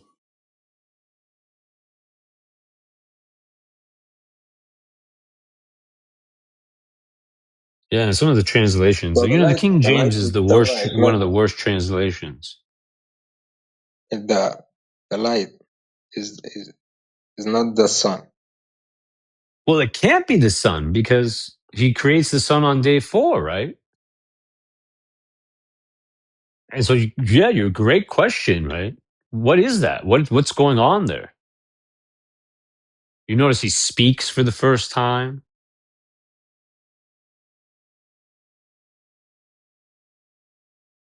Is that what the light is? Because think about it, if you think about it in Exodus, when the plague of darkness comes and it says the children of Israel had light in their dwellings. Now, does that mean they actually had light? Or did they have the word of the Most High with them? And they knew that they had nothing to worry about, right? Or was it both? Was it a combination that they actually had light and it's symbolic, right? But it's a great question, because clearly that can't be the sun, because the sun's not made to day 4.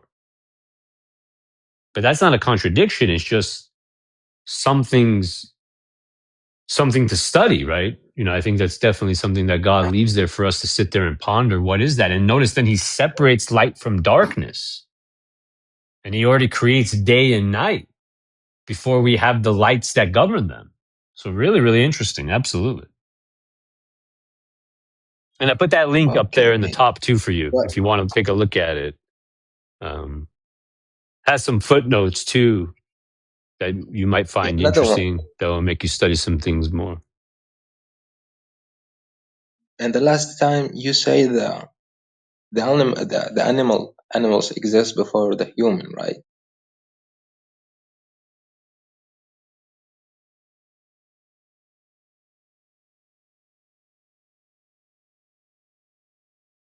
Say that Well, again.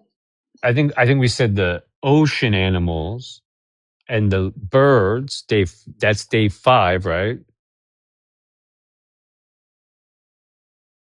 In terms of day So 6, I don't know if it gives us an order. I don't know. I have to go look at yeah, that. the the animals exist before the human, and Adam is have to be the first creation God made.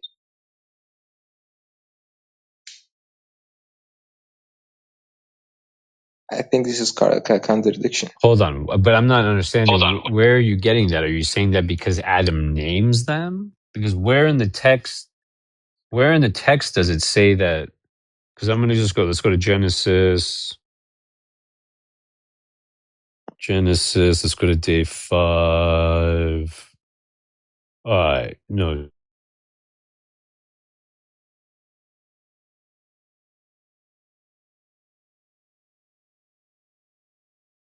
To his kind, cattle and creeping thing and beast of the earth after his kind, and it was so. And God made the beasts of the earth after his kind, and the cattle after their kind, and everything that creeps upon the earth after his kind. And God saw that it was good. Verse 26. And God said, let us make man in our image after our likeness, and let them have dominion over the fish of the sea, and over the fowl of the air, and over the cattle, and over all the earth, and over every creeping thing that creeps upon the earth. So verse 27. So God created man in his own image. In the image of God, he created him. He created him, male and female, created he them. So based on that, I would agree that he created everything before man. Man was created last. Based on verse 26, where it says, let us make man in our image after our likeness, and let them have dominion over fish, fowl, cattle. So those things have to have existed, right? If he's giving them power over them. So I have no issue with that. But where's then the How contradiction you're saying? how Adam can how Adam can be exist before that day? Where do you see that Adam exists before that day? That's what I'm not understanding. If he says we're going to make man in verse 26, shouldn't we assume that then Adam is created at that point? Is that's him creating Adam right there? So wait, before that, Where before that do though? no, I have a question before you continue. Do Oh, go ahead. Adam, when Adam exactly exists? So, based on my reading here, I would say it's verse 26. Oh, no, verse 27. When it says, so God created man in his own image, that man that God is creating in verse 27, that to me is Adam. And then we have the remaining part of the story where we get Eve as well. But that's told in chapter 2, right? Because then if you look at verse 28, God blessed them and said to them, he's clearly talking to Adam and Eve. And so I think you can insert chapter 2 in between 27 and 28, or at least that part of, Adam naming all the animals and then God saying he needs a helpmeet, right? I think that's between 27 and 28. I think in Genesis 2, the they said Adam Adam exists before the animal. And Genesis 1, Where does it say that in Genesis 2? Let's take a look at that. okay, a minute.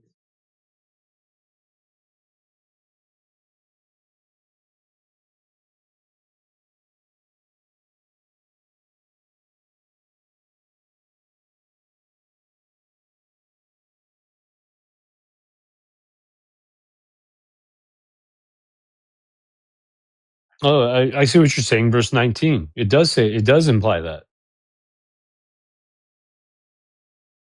Verse Yeah, you 18. Verse 18, verse 19. Yeah, no, very good point. I'd have to study that. And Ao said, it is not good that the man should be alone. I will make him a helpmeet for him. 19. And out of the ground, Ao formed every beast of the field, every fowl of the air, and brought them to Adam to see what he would call them. And whatsoever Adam called every living creature, that was the name thereof. That's interesting. Hmm. Good catch, DJ. Yeah, that's a good catch. I don't know. That does seem to imply Adam existed first. Adam and Eve existed first. I don't know. I have to study that. Okay, can study it. Because then so What would you? translation? Go to the I was in the King James, go to the but I just want to take NLT. a look. Let's just take a look here. If I go to verse, let's go to day 6. Okay, so this is how I would solve it. Why not just go back to Genesis 1 and instead of 24, move 26 above that? So 26 and 27 move above that. So you go 26, 27, then 24, 25, and 28 solves the problem. See, this and this people will say, "Oh, you're not supposed to change the scriptures and do this." Well, the scriptures are like a big puzzle, DJ. So we're not just saying, "Hey, move this to fix it," but this is a discrepancy. That's why I said that's a very good catch because what you've been seeing, I've been seeing these for the last 25 years, but I never caught this one. That's a very good catch. Yeah, so that's what I would say initially. Why don't you? Can you read it in the NLT? Let's see what they say instead of the King James. Read what? What do you want me to read? The Genesis 2? Yeah, just what you were just saying that where where the So discrepancy Genesis is at. 2 says, so Genesis 2:18 NLT you said? Hold on. Or NET you want.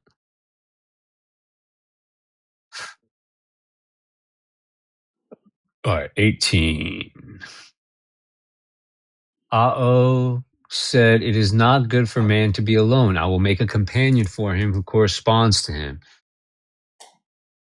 Formed out of the ground every living animal of the field and every bird of the air. He brought them to man to see what he would name them, and whatever the man called each living creature, that was its name. So the man named all the animals, birds of the air, and the living creatures of the field. But for Adam, no companion who corresponded to him was found. So the Lord God caused man to fall into a deep sleep, and while he was asleep, he took part of his side and closed and replaced the flesh.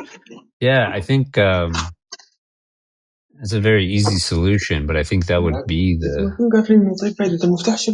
I think God clearly created man before he created beasts based on. And that account in Genesis 2 adds color to it, right? The idea where um, he's trying to create a companion for God, for man,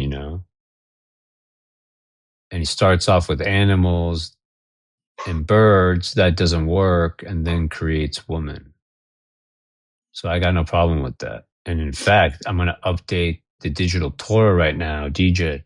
I'm going to put a little footnote and say thank you, DJ, for pointing that out, because I do think that needs to be fixed here, or we got a contradiction. I don't. He doesn't understand the digital Torah, but it's just something It's that. the link. It's the link at the top I put for you, DJ. Okay. Um,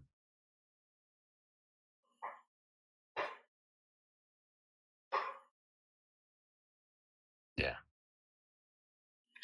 Where are we at here? We're at 3 hours and 11 minutes in. I got nothing else. Unless DJ, you have anything else? And I see Jaybird down there. You've been here for listening for a while. I was just curious if you have any insight, questions, or anything, observations, comments. If not, that's okay.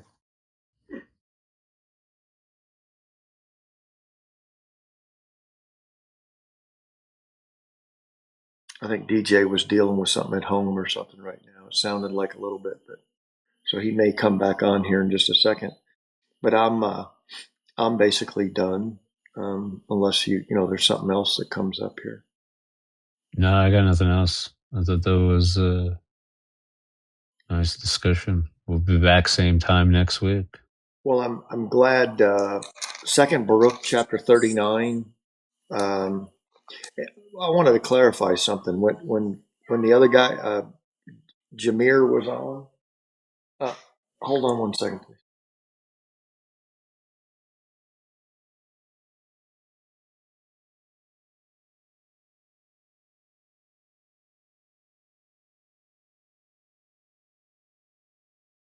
When Jameer says, "Do you believe in Esdras?"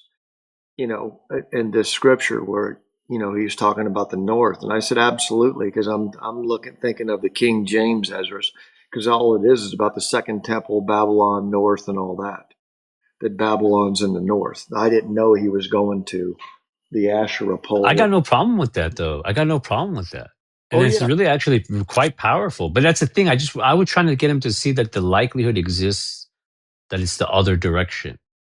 yeah. Well, there so many things, so many things that you could pull out. I mean, if you took the time to watch Yob's videos, not and look, everyone's got mistakes in their stuff. We understand that, but if you took the time to watch Yob's videos about where's like the Exodus series to start off with, there's 9 videos, 1 through 6, and then 6 ABC.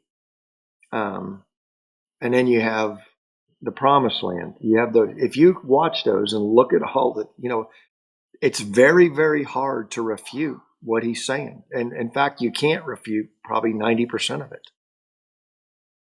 I, I So there's a I would very also good, just say the scriptures refute it. But yeah, Ayob's exactly. evidence is really it's hard to ignore it. It's really hard to ignore it. Yeah, exactly. It's the scriptures that's refuting it. It's not, I want to correct that. It's not, I'm not putting Ayab on a pedestal, but it's, Powerful with the alpine lakes, the camels, the yeah, flora, the fauna, all of that stuff is really really powerful. exactly. If cactus does not grow over in the Disneyland, which it doesn't, and it only grows, that you find it in the Western United States, and camels only eat cactus, or that's their favorite food to eat, you got a hard sell right there. When you have no alpine lakes in Disneyland, you got a hard sell. When you have probably 3,500 lakes in Western US, where Israel would be, there's 1,000 of them in the Uinta Mountains by themselves. 1,000 in that mountain range, alpine lakes, high mountain lakes, which is Psalms 23, where Dao says, hey, geez, now I can't even quote it. You can quote that, brother. Psalms 23. Let's just go to it.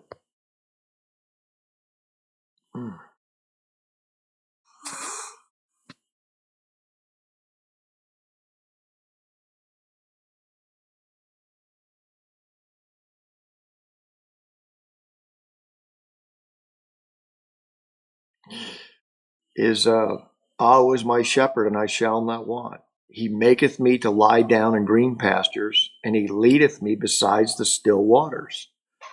The still waters is, if you understand and you start searching the alpine lakes, that you'll find these are high mountain lakes that are, above 10,000 feet. And for the most of the time, they're down in little cubby holes, and the wind they're like looking at glass. There's no there's just a total reflection on them. So these are the still waters he's talking about in Psalms 23. The green pastures is, if you look at the Uinta Mountains, is, it's one of it's the greatest places to graze animals among these alpine lakes. Yeah. All right. So it looks like nobody else has any. Yeah, no, I think it's a great place to end it, brother. Yeah. And, well, thank you for all of being here, and same time next week, next Thursday, Shabbat. Um, All praise to the most. yeah, 5 p.m. Eastern time. Oh, willing, we'll be back on. And Baruch. Baruch, everybody, and please read Second Baruch. Second Baruch, the whole book. You can read First Baruch and Second Baruch, but it's a fantastic read. All right, bless you. Bless you, Baruch, brother.